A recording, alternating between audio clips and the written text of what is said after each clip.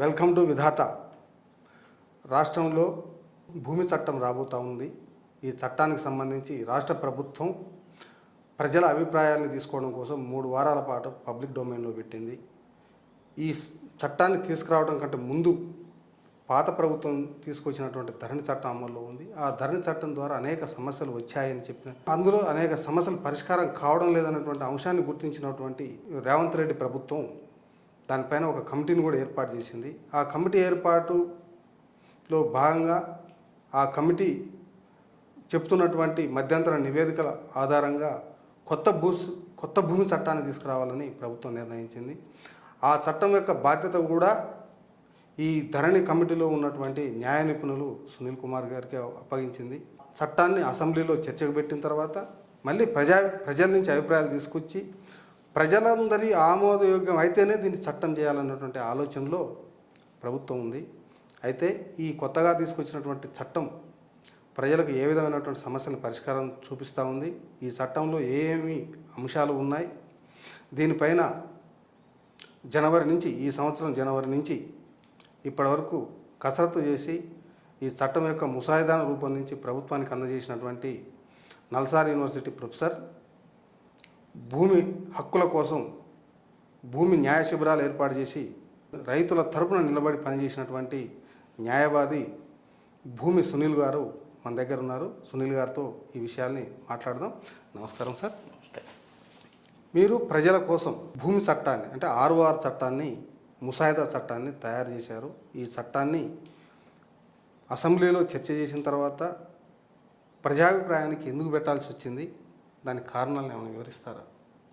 అంటే ఎప్పుడైనా చట్టం ఇట్లనే తయారు కావాలి, ఇట్లా అవుతుందనే విషయం మనం మర్చిపోయినాం. గడిచిన దశాబ్ద కాలం పైగా చట్టాల తయారీ కనుక మనం చూస్తే ఎవరో ఒకరు అధికారులు కొంతమందో ఎక్స్పోర్ట్లో కూర్చొని చట్టం తయారు చేస్తారు. అది క్యాబినెట్ ఆమోదానికి పోతుంది, అక్కడ కేంద్రంలో అయినా రాష్ట్రంలో అయినా. ఆ తర్వాత పార్లమెంట్కి పోతుంది. పార్లమెంట్లో చర్చ తర్వాతనో చర్చ జరగకుండానో చట్టం అయిపోతుంది.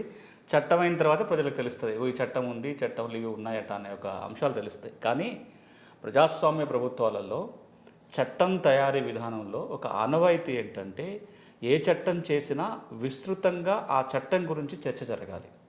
మరీ ముఖ్యంగా ఎవరి కోసమైతే చట్టం చేయబోతున్నారో ఆ వర్గాల నుంచి అభిప్రాయ సేకరణ జరగాలి. వారి అభిప్రాయాల మేరకు చట్టం ముసాయిదాల మార్పు చేర్పులు తీసుకొని అప్పుడే దాన్ని చట్టసభకు పంపాలి. లేదా ఆ చట్టాన్ని, ఆ ముసాయిదాన్ని చట్టసభలో ప్రవేశపెట్టి చట్టసభ ఆమోదించడానికంటే ముందే అభిప్రాయ సేకరణ జరగాలి. ఇట్లా నాకు గుర్తుండి చివరిసారిగా జరిగిన 2 చట్టాలు గుర్తున్నాయి. ఉమ్మడి ఆంధ్రప్రదేశ్ రాష్ట్రంలో LEC చట్టం, రుణ అర్హత కార్డులు లేదా మనం కౌలు కార్డులు అంటాం, కౌలు రైతులకి కౌలు కార్డులు ఇవ్వడం కోసం ఒక చట్టం. అప్పుడు నాకు బాగా గుర్తు, రఘువీరారెడ్డి గారు రెవెన్యూ శాఖ మంత్రులుగా పనిచేస్తున్న సందర్భం, కిరణ్ కుమార్ రెడ్డి గారు ముఖ్యమంత్రి. ఆ చట్టం తయారీలో కూడా నేను భాగం పంచుకున్నాను. కోనేరు రంగారావు కమిటీ సిఫార్సుల మేరకు కౌలుదారులను గుర్తించాలంటే ఒక చట్టం చేయాలనే ఒక సిఫార్సు వచ్చింది. ఆ కమిటీ సిఫార్సులప్పుడు కూడా నేను కమిటీలో ఉన్నా, అంటే కమిటీని సహాయం చేయడం కోసం ఉన్నా. కమిటీ మెంబర్గా లేని, కానీ ఆ కోనేరు రంగారావు కమిటీకి సెర్ప్ సెక్రటరేట్గా ఉండేది. అప్పుడు సెర్ప్లో పనిచేస్తున్నా. అంటే ఆ రిపోర్ట్లో సిఫార్సు చేసినప్పుడు ఉన్నాను, అది చట్టం తయారవుతున్నప్పుడు కూడా నా వంతుగా కొంత సహాయం చేశాను.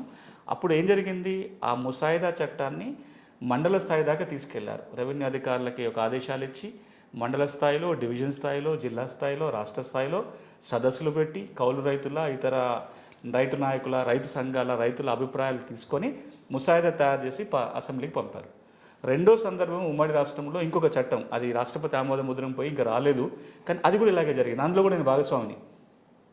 SHG ల్యాండ్ లీజింగ్ యాక్ట్ పేరుతోటి డ్వాక్రా మహిళలు లేదా వెలుగు IKP సంఘాల మహిళలు భూముల్ని కౌలుకు తీసుకుంటే వాళ్ళకు ఒక చట్టబద్ధత ఇవ్వటం కోసం SHG ల్యాండ్ లీజింగ్ యాక్ట్ పేరుతోటి అప్పుడు రెడ్డి సుబ్రహ్మణ్యం గారు రూరల్ డెవలప్మెంట్ సెక్రటరీగా ఉన్నారు. వారు ఇప్పుడు గవర్నమెంట్ ఆఫ్ ఇండియాలో పనిచేస్తున్నారు. వారి ఆధ్వర్యంలో ఒక చట్టం రూపొందినప్పుడు నేను రాష్ట్రమంతటా పర్యటించి అధ్యయనం చేసిన, పోయి ఊళ్ళల్లోకి పోయి రైతులను అడిగిన, కౌలు రైతులను గుర్తించాలంటే ఎట్లాంటి చట్టం ఉండాలి, చట్టంలో ఏముంటే బాగుంటుంది అడిగి ఆ రిపోర్ట్ ఆధారంగా ఒక ముసాయిదా తయారు చేసి దాన్ని చర్చకు పెట్టి ఆ తర్వాత అది అసెంబ్లీ ఆమోదించింది, రాష్ట్రపతికి పోయింది.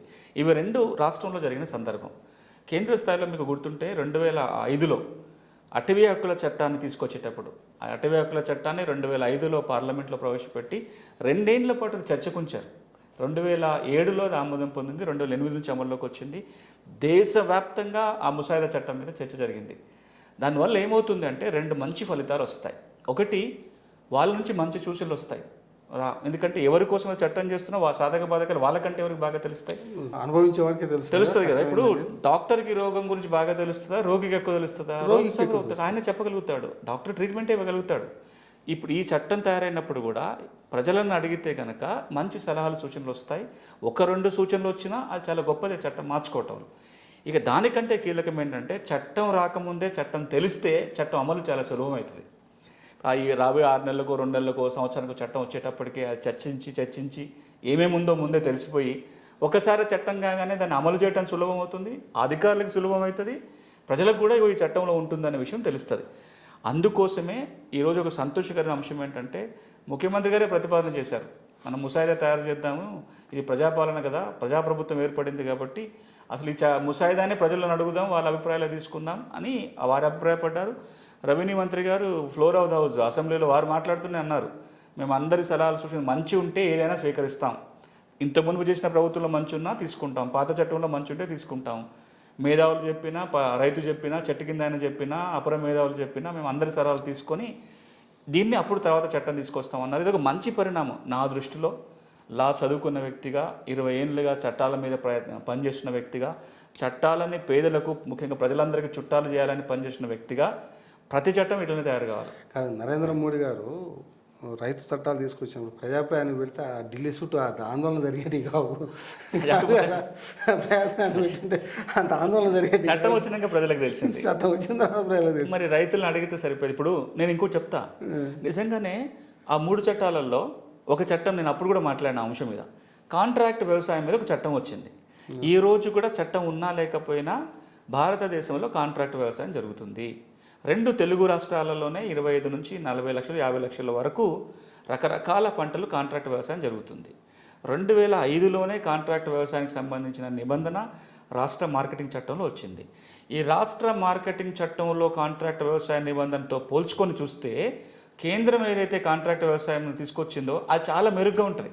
ఇప్పుడు కాంట్రాక్ట్ వ్యవసాయం ఉండాలా వద్దా దాని వివాదం కాసేపు పక్కన పెడదాం, అది మంచిదా కాదా, అది రేపొద్దున కార్పొరేటివ్ వ్యవసాయం దారి తీస్తుందా అనేది ఇంకొక అంశం. నేను దాని మీద కామెంట్ చేయట్లేదు. నేను ఏం కామెంట్ చేస్తున్నా, అప్పటికే ఉన్న చట్టం కంటే నిబంధన కంటే ఆయన తెచ్చిన నిబంధన మెరుగైన నిబంధనే అయినా కానీ ఎక్కడ చర్చ జరగలేదు కాబట్టి దాన్ని మొత్తం చెడ్డదని చెప్పి పక్కన పోయింది. ఎందుకు ఇప్పటికీ కార్పొరేట్ వ్యవసాయం మన హైదరాబాద్ చుట్టే చాలామంది 500 ఎకరాలు 1000 ఎకరాలు మిషనరీస్ పెట్టి చేస్తున్నారు.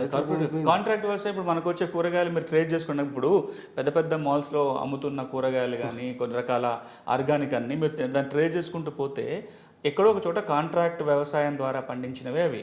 అంటే ఒక రైతుకి నీ పంట నేనే కొంటా, ఇంత రేటు కొంటా, నువ్వు ఇది పండించని చెప్పి ఆ పంట వీళ్ళే కొనుక్కుంటున్నారు. అదే కదా కాంట్రాక్ట్ వ్యవసాయం అంటే.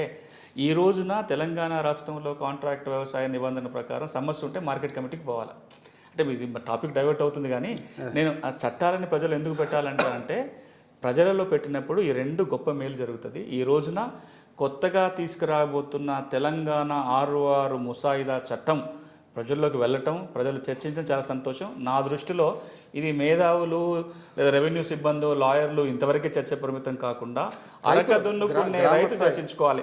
గ్రామాలలో పొలంలో చర్చ జరగాలి, ఊళ్ళో చెట్టు కింద చర్చ జరగాలి. 4 ఊళ్ళో గుమిగూడితే అరే కొత్త చట్టం వస్తుందంట, పాస్ పుస్తకాల చట్టం కొత్తది వస్తుందట, ఇది ఉందట, ఇది లేదట, ఇది కావాలని చర్చ కనుక తెలంగాణలో జరిగితే రాబోయే ముసాయిదా చట్టం ఒక గొప్ప చట్టం, దేశానికే దిశ చూపించే 6వ చట్టం అది అనడానికి ఎట్లాంటి అనుమానం లేదు. దీనికి అనుబంధంగా ఒక ప్రశ్న, గ్రామ స్థాయిలో చర్చ జరగడం కోసం ప్రభుత్వం వైపు నుంచి కానీ లేదంటే మీరు చిన్న ఫోర్స్ 1 దగ్గర 2 దగ్గర చర్చించగలరు, అట్లా దీని మీద ఆ డ్రైవ్ ఏమైనా జరుగుతుందా? మామూలుగా వెబ్సైట్లో పెట్టి వదిలేయడమేనా? చేస్తారేమో అనుకుంటున్నా. ఎందుకంటే ఇప్పటికైతే పబ్లిక్ డొమైన్లో వచ్చింది. కలెక్టర్లని మిగతా రెవెన్యూ సిబ్బందిని అభిప్రాయాలు సేకరించి చెప్పమని చెప్పారు. నా దృష్టిలో ఏంటంటే ప్రభుత్వం కింది స్థాయి దాకా ప్రభుత్వం తరపున కూడా చర్చ తీసుకెళ్తే బాగుంటుంది.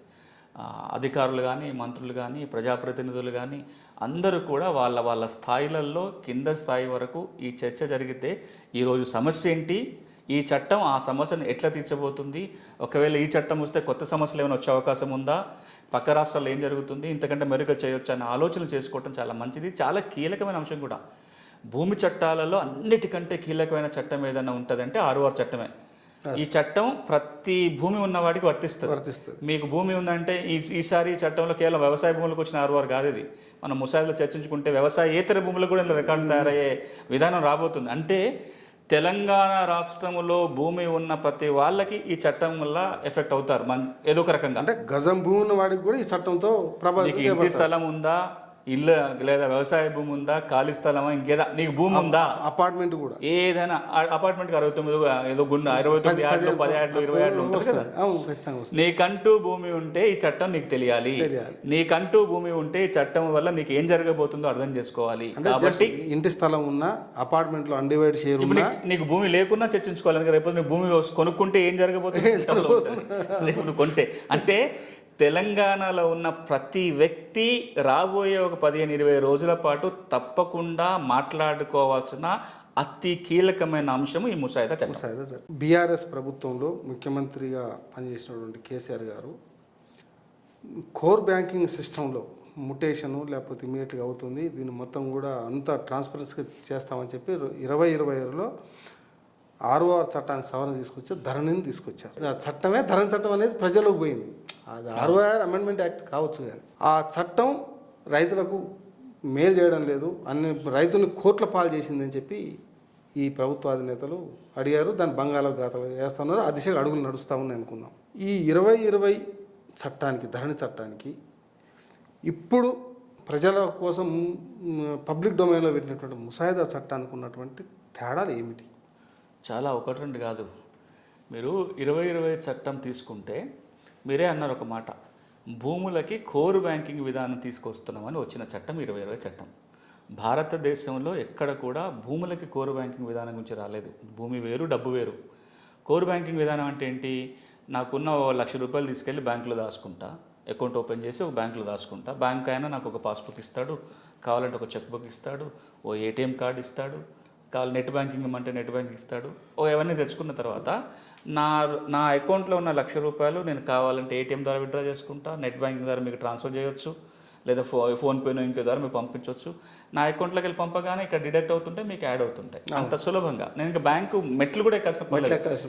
నాకు తెలిసి నేను నా బ్యాంక్ అకౌంట్ ఓపెన్ చేసి 20 ఏళ్ళ పైన అవుతుంది అనుకుంటా ఎస్బీఐలో. ఇప్పటికీ నేను బ్యాంకుకి పోలేదు. బ్యాంక్ అకౌంట్ ఓపెన్ చేసినప్పుడు తప్ప ఇప్పటిదాకా పోలేదు. ఎందుకు అవసరం పడుతుంది? ఏటీఎం కార్డు ఉంది, చెక్ బుక్లు ఉన్నాయి, ఆన్లైన్ బ్యాంకింగ్ ఉంది, ఫోన్ ఇప్పుడైతే ఇంకా చాలా. ఇప్పుడైతే నేను కార్డు కూడా వాడటం మానేసా, ఏటీఎం కార్డు కూడా లేదు. అన్నిగో నా పర్సు కూడా తీసుకెళ్ళటం మానేసా. నా ఫోనే పర్సు, ఇందులోకి వెళ్ళి అన్ని దీంతో అన్ని చేస్తున్నాం. భూమి కూడా అట్లా చేయాలని ఆలోచన. ఈ ఫోన్లోనే మన భూమి ఎంత ఉందో చూసుకోవాలి, ఏమైనా మార్పులు జరుగుతున్నా ఇందులోనే చూసుకోవాలి. ఏమైనా అమ్మకాలు కొనుగోలు చేయాలంటే ఆ కార్యాలయానికి పోయి, ఈ సేవా సెంటర్కో తహసీల్దార్ ఆఫీస్కో పోయి నా తంబు పెట్టి బయోమెట్రిక్ ఇచ్చేస్తే మారిపోవాలి అనే వ్యవస్థ తీసుకురావాలని ప్రయత్నం చేశారు. వినటానికి చాలా బాగుంటుంది, మంచిదే కదా. ప్రతి భూ యజమాని అదే కోరుకుంటాడు కదా. నాకు భూమి రాగానే వెంటనే నా ఖాతాలోకి వచ్చేయాలి, నేను ఎవడికో అమ్మితేనో దానం ఇస్తే నాకు పంచుకుంటే అది వేరే అకౌంట్కి వెంటనే పోవాలి. కానీ మనం మర్చిపోయిన అంశం ఏంటంటే, కోర్ బ్యాంకింగ్ వ్యవస్థ లాగా భూమికి పనిచేయాలంటే ప్రతి భూమి కమతం యొక్క వివరాలు సక్రమంగా రికార్డులో నమోదై ఉండాలి. ఆ భూమి యొక్క గుర్తింపు కూడా స్పష్టంగా ఉండాలి. అంటే జియో ట్యాగింగ్ జరగాల. లాంగిట్యూడ్ లాటిట్యూడ్లతోటి భూముల సర్వే జరిగి ప్రతి ఇంచు భూమికి అక్యురేట్ రికార్డు ఉండి, ఆ భూమి ఎవరిదో చెప్పే రికార్డు కూడా సరిగ్గా కరెక్ట్గా ఉన్నప్పుడు అప్పుడు మనం ఈ ఆలోచన చేయొచ్చు. మరి తెలంగాణలో ఆ స్థాయిలో మనం ఉన్నామా? అసలు మనకు సర్వే మ్యాప్లే లేవు. మన రెవెన్యూ మ్యాప్లు చూస్తే 20-25% గ్రామాలకి గ్రామ నక్షాలు లేవు, టీపన్లు సరిగా లేవు. ఉన్న టీపన్లు కూడా కట్టెలు పెట్టో గొలుసులు పెట్టి కొలిసిన టీపన్లు. మీరు ఆ మ్యాప్ని పట్టుకొని ఫీల్డ్లో కొలవాలంటే సర్వేయర్ ఒకటి చెప్తాడు, నాలాంటి సామాన్యుడు పోతే ఇంకోటి చెప్తాడు, ఇంకొక పెద్ద సర్వేయర్ వస్తే సార్ ఇది కాదు సార్ ఇటు పక్క జరిగిందంటాడు. ఇప్పుడు ఆ జియో ట్యాగింగ్ లేదు. మరి ఇట్లాంటి సమయంలో మీరు కోర్ బ్యాంకింగ్ వ్యవస్థని భూమికి ఎట్లా తేయగలరు? అక్కడే ఒక ప్రాథమికమైన పొరపాటు జరిగింది. ఇక రెండో పొరపాటు, మీరు సరే మంచి చెడో ఈ వివరాలన్నిటిని రికార్డులకు తీసుకొచ్చారు. రికార్డుల తప్పులు ఉంటే సవరించుకునే అవకాశం ఇవ్వాలి కదా. ధరణి అనే ఒక సాఫ్ట్వేర్ పెట్టి ఏం జరిగినా ఈ ధరణి ద్వారా జరగాలి, అమ్మటం కొనుగోలు దీని ద్వారానే జరగాలి, బ్యాంకు లోన్లు దాంట్లోనే ఇవ్వాలి, ఎవరైనా చూసుకోవాలంటే అదే చూసుకోవాలి. ఇవి బాగానే చెప్పారు ఇంతవరకు.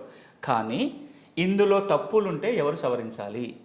ఏదైతే ధరణి వెబ్సైట్ తీసుకొస్తూ 2020లో ఆర్ఓఆర్ చట్టం వచ్చిందో, ఈ చట్ట ప్రకారము ధరణిలో ఏ మార్పులు చేసే అధికారము ఏ అధికారికి ఇవ్వబడలేదు. కోర్టుకు పోవాల్సిందే. కోటిరెడ్డి పేరు ఇంకొక పేరు స్పెల్లింగ్ తప్పుపడినా మీరు రెవెన్యూలో కరెక్షన్ చేయడం లేదు. స్కిల్ కోర్టు నా సునీల్ బదే అనిల్ అని పడింది, ఎవరు లేరు అట్లాంటి పేరుతోటి. అక్కడ నేను కోర్టుపై ఆర్డర్ తెచ్చుకోవాలి. మరి రెవెన్యూ అధికారులు తయారు చేసే రికార్డుల్లో సవరణకు అవకాశం లేని ఏకైక చట్టం దేశంలో ఏదైనా ఉంది అంటే తెలంగాణ ఆర్ఓఆర్ చట్టం 2020లో వచ్చిన చట్టం. అంటే వాళ్ళు కొన్ని మాడ్యూల్స్ పెట్టి పరిష్కారం చెప్పారు. అది ఈ ప్రక్రియకి వస్తా. అసలు ఏ చట్టం కింద కలెక్టర్లు కానీ ఇతర అధికారులు ధరణిని సవరణ చేస్తున్నారు? అదే ప్రశ్న గౌరవ హైకోర్టు ముందు ఉంది. ఎవరో కాదు, ఇప్పుడు కేబినెట్ మంత్రిగా ఉన్న దామోదర రాజనరసింహ గారు ఆయన అధికారం రాకముందే ఒక ధరణి మీద ప్రజా ప్రయోజనాల వాద్యం హైకోర్టులో దాఖలు చేశారు. వారు లేవనెత్తిన ప్రధాన అభ్యంతరం ఏంటంటే ఏ చట్ట ప్రకారం జిల్లా కలెక్టర్లు ధరణిలో సవరణ చేస్తున్నారు? గ్రీవెన్స్ రిడ్రెసల్ మెకానిజం లేని ఏకైక ఆర్ఓఆర్ చట్టం ఇది ఉంది కాబట్టి ఇది ఇల్లీగల్, హక్కుల భంగం కలుగుతుంది, ఈ చట్టాన్ని రద్దు చేయండి అని ప్రజా ప్రయోజనాల వ్యాజ్యం వేశారు. దాని మీద గవర్నమెంట్ కౌంటర్ వేసింది. దురదృష్టం అది ఇంకా హియరింగ్కి రాలేదు. అప్పటికే ప్రభుత్వం మారిపోయింది. ఇప్పుడు ధరనే మారిపోయే టైం వచ్చినా కానీ ఇంకా అది హియరింగ్ రాలేదు. ఇది ఒక ప్రధాన లోపం, అంటే అడ్జుడికేషన్ మెకానిజం లేకపోవడం రెండో లోపం. ఇక మూడోది, మనం ప్రతిసారి మాట్లాడుకున్నది, ఈ చట్టం రాకముందు ధరణి వస్తున్న సందర్భంగా 9 లక్షల మంది చిన్న సన్నకారు రైతులు మేము సాదా బైనామాల ద్వారా భూములు కొనుక్కున్నాము, మాకు పట్టాలు చేయండి అని ప్రభుత్వం గడువు ఇస్తే దరఖాస్తు పెట్టుకున్నారు. దురదృష్టం, చట్టంలో నిబంధన లేకుండానే దరఖాస్తులు తీసుకున్నారు. గౌరవ హైకోర్టు ఏం చెప్పిందంటే, అరే చట్టంలో సాదా బైనామా క్రమబద్ధీకరణ నిబంధన లేకుండా ఏ రూల్ ప్రకారం మీరు తీసుకున్నారంటే ప్రభుత్వం సమాధానం చెప్పలేదు. దాని మీద హైకోర్టు స్టే విధించింది. మరి అది ఆ 9 లక్షల దరఖాస్తులకి మోక్షం కలగాలంటే చట్టం మారాలి. అదేవిధంగా పార్ట్ బిలో 18 లక్షల ఎకరాలు చేరిందని ధరణికి ఎక్కని భూములు కూడా ఉన్నాయి. ఎక్కించాలి అంటే ఎక్కడ గ్రీవెన్స్ రిడ్రెసల్ మెకానిజం ఇట్లా నేను చెప్పుకుంటూ పోతే ఈ 2020 చట్టంలో చాలా లోపాలు ఉన్నాయి. ధరణి కమిటీ ఆ లోపాలన్నీ గుర్తించి ఈ లోపాలని సవరించకపోతే ధరణి సమస్యలకు పరిష్కారం దొరకదు. ఈ రోజున తెలంగాణ రైతాంగము, తెలంగాణలో భూ యజమానులు ఎదుర్కొంటున్న భూమి సమస్యలు తొలగాలి అంటే ఒకటి ధరణి సాఫ్ట్వేర్ల మార్పులతో పాటుగా పరిపాలనలో మార్పులతో పాటుగా అన్నిటికంటే కీలకం దాని మూలమైన చట్టంలో కూడా మార్పులు తీసుకోవాలని చెప్తే ఆ మేరకే ఒక ముసాయిదా చట్టం తయారైంది. అది ఈ రోజున అసెంబ్లీలో ప్రస్తావనకు వచ్చింది. ఇప్పుడు ప్రజల మధ్య చర్చకు ఉంది. ఒక 20 రోజులు గడిచిన తర్వాత వారి అభిప్రాయాల మేరకు రేపొద్దున మళ్ళీ అసెంబ్లీకి వెళ్ళి చట్టం కాబోతుంది. అయితే ఈరోజు ప్రభుత్వం పబ్లిక్ డొమైన్లో పెట్టినటువంటి ముసాయిదా చట్టంలో రైతుల ప్రయోజనాల కోసం ఇలా రైతు బంధువు ఈ చట్టం రైతు బంధువు అనేది ఒక ప్రచారం జరుగుతుంది. అన్ని పత్రికలు కూడా ఇలా పతాక శీర్షికలో ఇది చట్టం కాదు బంధువు అని చెప్పి, రైతుల బంధువు అని చెప్పి వీళ్ళు ప్రచారం జరుగుతుంది.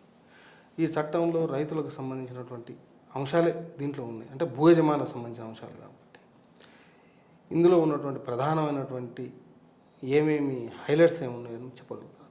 ఏమిటి అంటే ఒకటి, ఇప్పటిదాకా అంటే ఏ ఆర్ఓఆర్ చట్టమైనా 3 కీలకమైన పనులు చేయాలి. ఏ చట్టమైనా ఒకటి, ఆ చట్టం కింద భూ యజమానుల రికార్డు తయారు కావాలి. దాన్ని ఆర్ఓఆర్ రికార్డు అంటాం. రికార్డ్ ఆఫ్ రైట్స్ అంటే హక్కుల రికార్డు. ఏ ఊరికి ఆ ఊరు, ఆ ఊళ్ళో ఎవరికి ఏం భూమి ఉందని భూ యజమానుల రికార్డు సక్రమంగా నిర్వహణ జరగాలి. అలా తప్పులు ఉంటే సవరించుకోవడానికి వెసులుబాటు ఉండాలి. అది ఒక పని. ఏ ఆర్ఓఆర్ చట్టమైనా, అది తెలంగాణ పాత చట్టాలైనా, రాబోయే చట్టమైనా, పక్క రాష్ట్రంలో ఏ చట్టమైనా ఆర్ఓఆర్ అంటేనే ఈ పని జరగాలి. రెండో పని ఏంటంటే ఎవరికి ఏ విధంగా భూమి సంక్రమించినా ఈ ఆర్ఓఆర్లో మార్చుకునే విధానం ఉండాలి. రిజిస్ట్రేషన్ ద్వారా భూమి వచ్చినా, భాగ పంపకాల ద్వారా వచ్చినా, కోర్టు డిగ్రీ ద్వారా వచ్చినా, ఇంకొక రూపకంగా వచ్చినా, ఏ రూపకంగా వచ్చినా ఈ రికార్డుని మార్చుకునే ఒక విధానం ఈ చట్టంలో ఉండాలి. ఇక మూడోది, ఈ రికార్డులో తప్పులు ఉంటే సవరణలు చేయడానికి, వివాద పరిష్కారం చేయడానికి ఒక మెకానిజం చట్టంలో ఉండాలి. ఈ 3 కీలకం. మీరు 2020 చట్టంలో చూసుకున్నట్లయితే ఈ 3 లేవు. 3 లేవు ఎందుకంటున్నాను? మరి ఇంకేమున్నాయంటే, ఫస్ట్ది ఒకసారి ఆర్ఓఆర్ చట్టం తయారు చేసుకున్న లేదు, పాత 71 చట్టం కింద తయారు చేసుకున్న ఆర్ఓఆరే ఈ చట్టం కింద ఆర్ఓఆర్ని ప్రకటించుకున్నారు, కానీ కొత్త ఆర్ఓఆర్ తయారు కాలేదు. అలా ప్రకటించుకున్న ఆర్ఓఆర్లో తప్పులు ఉంటే సవరించుకోవడానికి వెసులుబాటు ఇవ్వలేదు. 2, మ్యూటేషన్లకి హక్కులు సంక్రమించినప్పుడు రికార్డు మార్చడానికి ఏదైతే ఫెసిలిటీ ఉండాలో కొన్ని రకాలకి ఉన్నాయి, కానీ మిగతా చాలా వాటికి హక్కులు సంక్రమిస్తే పాస్బుక్ పొందడానికి 2020 చట్టంలో వెసులుబాట్లు. ఉదాహరణ, నాకు 13B సర్టిఫికేట్ ఉంది, 30AD వచ్చింది రక్షిత కౌలుదారుగా, నాకు ORC వచ్చింది, లేదా నాకు లావణ్య పట్టా వచ్చింది. వాటి ద్వారా మ్యూటేషన్ చేసుకోవడానికి 2020 చట్టంలో వెసులుబాటు లేదు. ఇక అసైన్ భూములకు కూడా దేనికి కూడా అసైన్మెంట్ భూమే లావణి పట్ట. నాకు కనుక లావణి పట్ట ఉంది, ఇంకా పాస్బుక్ రాలేదు. ఇప్పుడు ధరణి కింద పోయి నాకు పాస్బుక్ ఇవ్వమంటే మాడ్యూలే లేదు దరఖాస్తు పెట్టుకోవడానికి. నాకు ఇనాం చట్టం కింద ఓఆర్సీ వచ్చింది. ఇప్పుడు నేను దరఖాస్తు పెట్టుకుని పాస్బుక్ తెచ్చుకున్నామంటే 2020 చట్టంలో వెసులుబాటు లేదు. ఇక రికార్డులో తప్పొప్పులు ఉంటే సవరించుకోవడానికి కావాల్సిన మెకానిజం లేదు, కోర్టుకు పోవటం తప్ప. సామాన్యుడు కూడా కోర్టు మెట్లెక్కి కోర్టు చుట్టూ తిరగాల్సిందే తప్ప ఇక్కడ కరెక్షన్కి అవకాశం లేదు. అంటే అధికారులే భూ రికార్డుల ప్రక్షాళన చేసేటప్పుడు ఈ మానవ సహజం, తప్పులు జరగడం అనేది మానవ సహజం. కొన్ని కావాలని చేయొచ్చు, కొంతమంది సహజంగా పొరపాటు కావచ్చు. ఒకటి ఎక్స్టెండ్ మిస్ మ్యాచ్, పేరు తప్పబడడం, పట్టా భూములకు అసైన్ భూములు అనబడడం, అసైన్ భూములు ప్రభుత్వ భూములు అనబడడం, ప్రభుత్వ భూములు ప్రైవేట్, ఇట్లా రకరకాలుగా పడ్డాయి. లేదు ఒక అన్నదమ్ముల బాగా పంపకాలున్నాయి అనుకో, అన్నకు 4 గంటలు ఎక్కువ పడుతుంది, లేదంటే తమ్మునికో ఎకరం ఎక్కువ పడుతుంది, ఒక దగ్గర తక్కువ పడుతుంది. ఇట్లాంటివి కూడా సవరణ జరగలేదు అనేది అది జరగడానికి ఆ చట్టంలో అవకాశం ఉంటే కదా దానిలో మాట్లాడుకుంటారు. ఇప్పుడు ఈ కొత్త చట్టం వీటన్నిటిని అడ్రస్ చేస్తుంది. దాన్ని మనం ఒకసారి వివరంగా నేను మళ్ళీ మాట్లాడతాను. అంటే ఇప్పుడు నేను ఏవైతే 3 రకాల సమస్యలు చెప్పానో ఈ కొత్త చట్టం ఈ 3 సమస్యలు తీరుస్తుంది. ఈ కొత్త చట్టం ఏమంటుందంటే ఈ చట్ట ప్రకారం కొత్తగా ఆర్ఓఆర్ తయారు చేసుకోవచ్చు, ఉన్న ఆర్ఓఆర్ని యథాతథంగా కొనసాగించుకోవచ్చు, దాంట్లో తప్పులు సవరించుకోవచ్చు. 3టికి అవకాశం దీంట్లో. రెండోది మ్యూటేషన్, దాదాపుగా 18 రకాలుగా భూమి మీద హక్కులు సంక్రమించే అవకాశం ఉందని గుర్తించి ఆ 18 రకాలని చట్టంలో రాసుకొని ఏ రకంలో మీకు హక్కులు వస్తే ఏ విధంగా మ్యూటేషన్ చేయాలో కూడా చట్టం చెప్తుంది. మీకు 13B వస్తే ఎట్లా, 3080 వస్తే ఎట్లా, భాగపంపకాలు అయితే ఎట్లా, కొనుగోలు చేస్తే ఎట్లా అనేది ఈ చట్టం స్పష్టంగా వివరిస్తుంది. అదేవిధంగా తప్పొప్పుల సవరణకి అప్పీలు రివిజన్ మెకానిజం కూడా చట్టంలో ఉంది. కలెక్టర్కి అప్పీల్ ఉంటుంది, జాయింట్ కలెక్టర్ కానీ కలెక్టర్కి కానీ అడిషనల్ కలెక్టర్ కానీ రెండో అప్పీల్ CCLకి కానీ డైరెక్టర్ అప్పీల్స్ కానీ ఉంటుంది. రివిజన్ పవర్స్ ప్రభుత్వానికి ఇవ్వటం జరిగింది. ఈ 3టిని ఈ చట్టం అడ్రస్ చేస్తుంది. దీంతో పాటుగా సాదా బైనామాలకి పరిష్కారం చూపుతుంది చట్టం. ఈ చట్టం ఏమంటుందంటే ఇప్పటికే దరఖాస్తు చేసుకున్న 9 లక్షల దరఖాస్తులు ఏవైతే ఉన్నాయో ఈ కొత్త చట్టం కిందనే దరఖాస్తు చేసుకున్నట్టుగా భావిస్తూ వాటిని పరిష్కారం చేయాలంటుంది. సాదా బైనామాలని పరిష్కారం చేసే అధికారాన్ని ఆర్డీఓలకి కట్టబెడుతుంది ఈ ముసాయిదా చట్టం. ఇప్పుడు కలెక్టర్లకు మాత్రమే ఉండే దాన్ని ఆర్డీఓ స్థాయికి తీసుకెళ్ళి ఆర్డీఓలకు ఇస్తారు. ఏ విధంగా విచారణ ఎట్లా చేయాలనే ప్రొసీజర్ ఉంటుంది. ఫ్రీ ఆఫ్ కాస్ట్ చేయమని చెప్తుంది. ఒకవేళ రాబోయే రోజుల్లో ప్రభుత్వం మళ్ళీ కొత్తగా అవకాశం ఇవ్వాలంటే కూడా కొత్తగా మళ్ళీ దరఖాస్తులకు అవకాశం ఇవ్వచ్చు. కానీ ఈ 9 లక్షల దరఖాస్తులకు అయితే ఉచితంగా చేస్తారు. మళ్ళీ దరఖాస్తులు పెడితే కనుక స్టాంప్ డ్యూటీ రిజిస్ట్రేషన్ ఫీజు ప్రభుత్వం వసూలు చేస్తుంది. దీనికి పరిష్కారం చూపించారు. ఇవి కాకుండా దేశంలోనే వినూత్నంగా ఇంకా 2 కొత్త అంశాలకు కూడా ఈ చట్టంలో చోటు కల్పించడం జరిగింది. కేంద్ర ప్రభుత్వం ఏదైతే ప్రతి భూకమతానికి ప్రత్యేక గుర్తింపు సంఖ్య ఇవ్వాలి, UL పిన్ అనో భూధార్ అని అంటుందో అది ఇవ్వటం కోసం దీంట్లో ఒక వెసులుబాటు. అదేవిధంగా కేంద్ర పంచాయతీరాజ్ శాఖ గ్రామీణ ఆస్తులను సర్వే చేసి ఇంటి స్థలాలు కూడా పట్టాలు ఇవ్వాలని చెప్తుందో అది ఇవ్వటం కోసం కూడా ఇందులో భూధారేమో యూనిక్ నంబరు, స్వామిత్వ ప్రాజెక్ట్ ద్వారా ఏదైతే వస్తుందో ఆబాదీ భూములకు హక్కులు కల్పించడానికి, ఆబాదీ భూములకి ఆర్ఓఆర్ క్రియేట్ చేయడానికి కూడా దీంట్లో వెసులుబాటు. ఆర్ఓఆర్ చట్టం, రికార్డ్ ఆఫ్ రైట్స్ చట్టం అనేది ఒక వ్యవసాయ భూములకి అనేది ఒక ప్రచారం జరుగుతాం. భూమి వ్యవసాయ భూమి ఉంది, నివాసయోగ్యమైన భూమి ఉంది, వ్యవసాయేతర భూములు ఉన్నాయి. అంటే పరిశ్రమల భూములు, కంపెనీలకు ఇచ్చే భూములు, లేఅవుట్లు చేసినటువంటి భూములు, ఇట్లా రకరకాలుగా ఉన్నాయి. గ్రామాలలో ఒక గ్రామ కంట్రలు, అర్బనైజేషన్కి వచ్చేవరకు రకరకాల పద్ధతులు ఉన్నాయి. అంటే భూమి అనేక రూపాలు మారింది. ఇవాళ ఈ చట్టం ఒక వ్యవసాయ భూములకే పరిష్కారం చూపుతుందా, వ్యవసాయేతర భూములన్నింటికి కూడా పరిష్కారం చూపుతుందా? ఇప్పటిదాకా వచ్చిన ఆర్ఓఆర్ చట్టాలన్నీ కేవలం వ్యవసాయ భూములకే వర్తించేలాగా ఉన్నాయి. ఎందుకంటే అసలు ఆర్ఓఆర్ చట్టాలు వచ్చినాయి ఎందుకు వచ్చినాయి? తెలంగాణలో 1936 నుంచి ఆర్ఓఆర్ చట్టాలు ఉన్నాయి. ఈ ముసాయిదా కనుక చట్టం అయితే ఇది 5వ ఆర్ఓఆర్ చట్టం తెలంగాణకి. ఇప్పటిదాకా వచ్చిన 4 ఆర్ఓఆర్ చట్టాలు కూడా గ్రామీణ ప్రాంతంలో వ్యవసాయ భూములకి ఒక హక్కుపత్రం సృష్టించి రైతు చేతిలో ఒక ఆధారం పెట్టడం కోసం వచ్చిన చట్టాలు. ఎందుకంటే రైతు మాటికి రెవెన్యూ కార్యాలయాలకు వెళ్ళి రికార్డు తీసుకోలేడు కాబట్టి రైతు చేతిలోనే ఒక పాస్ పుస్తకం ఉంచినట్లయితే లోన్ తెచ్చుకోవటం కానీ లేదా అమ్మినప్పుడు కానీ ఒక ఆధారం ఉంటుందనే ఉద్దేశంతో. కానీ పరిస్థితులు మారినాయి. ఒక వ్యవసాయ భూమికే హక్కుల రికార్డు కాదు కదా, ప్రతి భూమికి ఒక హక్కు రికార్డు ఉండాలి. ఈ రోజు కూడా గ్రామాలలో అట్లాంటి హక్కుల రికార్డు ఏది తయారు కాలేదు. టౌన్ సర్వేస్ కూడా చాలా జరగలేదు. పట్టణాలలో కూడా పట్టణ ఆస్తులు కూడా ఎక్కడ సర్వే జరగలేదు. గ్రామాలలో పట్టణాలలో ఏముంటున్నాయి? మీరు కనుక ఆస్తి కొనుగోలు చేస్తే ఆస్తి పన్ను వసూలు చేయడం కోసం పలానా సర్వే ఇంటి నెంబర్ రాసుకొని పన్ను వసూలు చేయడం తప్ప దీని హక్కుల వివరాలు ఎక్కడ లేవు. దీనివల్ల చాలా నష్టం జరుగుతుంది. కాబట్టి ఈ కొత్త చట్టము రాష్ట్రంలో ఉన్న వ్యవసాయ భూమికి వ్యవసాయేతర భూములకు కూడా హక్కుల రికార్డు తయారు చేయాలని చెప్తుంది. మరి ముఖ్యంగా గ్రామీణ ప్రాంతంలో ఉన్న వ్యవసాయ భూమి ఆబాదీయులకు కూడా రాబోయే రోజుల్లో ఈ చట్టం కింద హక్కుల రికార్డు తయారవుతుంది. వ్యవసాయ భూమికి ఒక హక్కుల రికార్డు, వ్యవసాయేతర భూమికి ఇంకొక హక్కుల రికార్డు ఉండబోతుంది ఈ కొత్త చట్టం కింద. అట్లా అంటే ఆదాయ భూములకు ఏ విధంగా మీరు రికార్డ్స్ అనేది ఇస్తారు? అంటే ఇప్పుడు ఏదైతే కేంద్ర ప్రభుత్వం స్వామిత్వ ప్రాజెక్టు ద్వారా చేయబోతుందో అందులోకి వెళ్ళి నిధులు తీసుకొని ఇప్పుడు వ్యవసాయ భూములకైతేనేమో ఇప్పుడున్న రికార్డునే కొత్త ఆర్ఓఆర్ కింద ప్రకటించుకుంటారు, దాంట్లో తప్పప్పులుంటే సవరించుకుంటూ వెళ్తారు. రేపు పొద్దున రీసర్వేకి పోయినప్పుడు కొత్త ఆర్ఓఆర్ తయారవుతుంది వ్యవసాయ భూములకి. వ్యవసాయేతర భూములకు వస్తే ఇప్పటిదాకా అసలు ఏ రికార్డు లేదు కాబట్టి ఇప్పుడు కొత్తగా తయారు చేసుకోవడం మొదలు పెట్టాలి. పాత రికార్డునే ఇప్పుడు దీన్ని తీసుకుంటే అంటానికి కూడా ఏమీ లేదు. ఇప్పుడు ఏం జరగబోతుందంటే ఇప్పుడు ఏదైతే పంచాయతీల దగ్గర మున్సిపాలిటీ దగ్గర రికార్డు ఉందో వాటిని ఆధారంగా చేసుకొని సర్వే ఆఫ్ ఇండియా భాగస్వామ్యంతో డ్రోన్ల ద్వారా లేదా శాటిలైట్ ద్వారా సర్వే చేసి సర్వే ఆఫ్ ఇండియా వాళ్ళు పటాలు తయారు చేసి ఇస్తారు.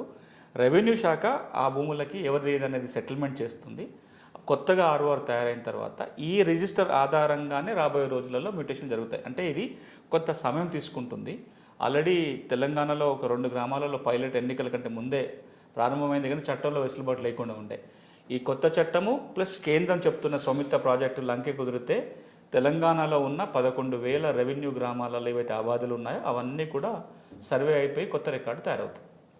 అది అయితే ఏమవుతుందంటే ఇప్పుడు జరుగుతున్న ఫ్రాడ్ చాలా వరకు ఆపొచ్చు. ఇప్పుడు అది వ్యవసాయ భూమిగా ఉంటుంది, అమ్మేసుకుంటారు.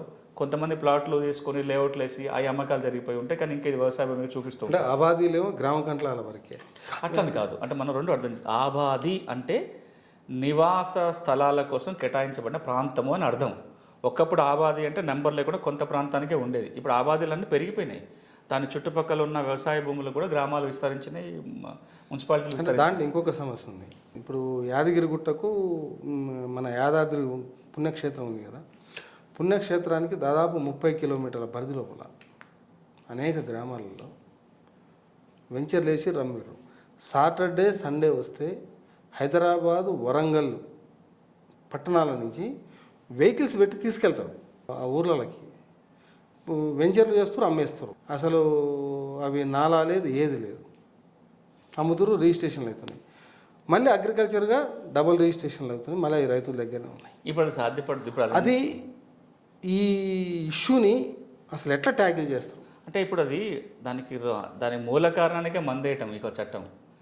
తెలంగాణలో ఉన్న ప్రతి భూమికి ఒక రికార్డు వచ్చేస్తుంది. ఇప్పటిదాకా లోపం ఎక్కడ ఉంది? వ్యవసాయ భూమి కంటే ఏదో ఒక రికార్డు ఉంది, కానీ వ్యవసాయేతర భూమికి సమగ్రమైన రికార్డు లేదు కాబట్టే ఈ మోసాలన్నీ జరుగుతూ ఉంటాయి. ఎప్పుడైతే ప్రతి భూమికి ఒక సమగ్రమైన రికార్డు వచ్చేస్తుందో ఇందులో ఉంటే అందులో ఉండడానికి అవకాశం ఉండదు, అందులో ఉంటే ఇందులో ఉండడానికి అవకాశం ఉండదు. అట్లాంటప్పుడు ఏమవుతుందంటే ఒకే భూమిని వ్యవసాయ భూమిగా వ్యవసాయేతర భూమిగా ఒకేసారి ట్రాన్సాక్షన్ చేయడానికి వీలు పడదు. ఈ రోజున ధరణిలో ప్రధాన లోపం అదే. ధరణి తీసుకొస్తామని ప్రకటించినప్పుడు ధరణి అగ్రికల్చరు, ధరణి నాన్ అగ్రికల్చరు రెండూ ఉంటాయని చెప్పారు, కానీ ధరణి నాన్ అగ్రికల్చర్ రాలేదు. సో ఇప్పుడు ఏమవుతుంది, ఆర్ఓఆర్లో నాన్ అగ్రికల్చర్ ల్యాండ్ని కూడా రికార్డు తయారు చేసే నిబంధన వచ్చిన తర్వాత నాన్ అగ్రికల్చర్ సర్వే అయ్యి దానికి ఒక గుర్తింపు సంఖ్య వస్తుంది, వ్యవసాయ భూమికి ఒక గుర్తింపు సంఖ్య వస్తుంది. ఇంకొక ట్రాన్సిషన్ మెకానిజం కూడా ఉంది దీంట్లో. సర్వే జరిగిన తర్వాత పర్మనెంట్ నెంబర్ వస్తుంది. ఉన్న రికార్డులను పరిశీలించి టెంపరీ నెంబర్ ఇప్పుడే ఇచ్చేస్తారు, అదే భూదారు. సో అప్పుడు ఏమవుతుంది, పూర్తి సర్వే జరగకపోయినా ఒక తాత్కాలికమైన రిలీఫ్ ఇప్పుడు వచ్చేస్తుంది. రేపు పొద్దున సర్వేకి పోయినాక శాశ్వతమైన రిలీఫ్ వస్తుంది. మీరు మాట్లాడుతున్న ఫ్రాడ్లన్నీ కూడా చాలా వరకు తొలగిపోతాయి.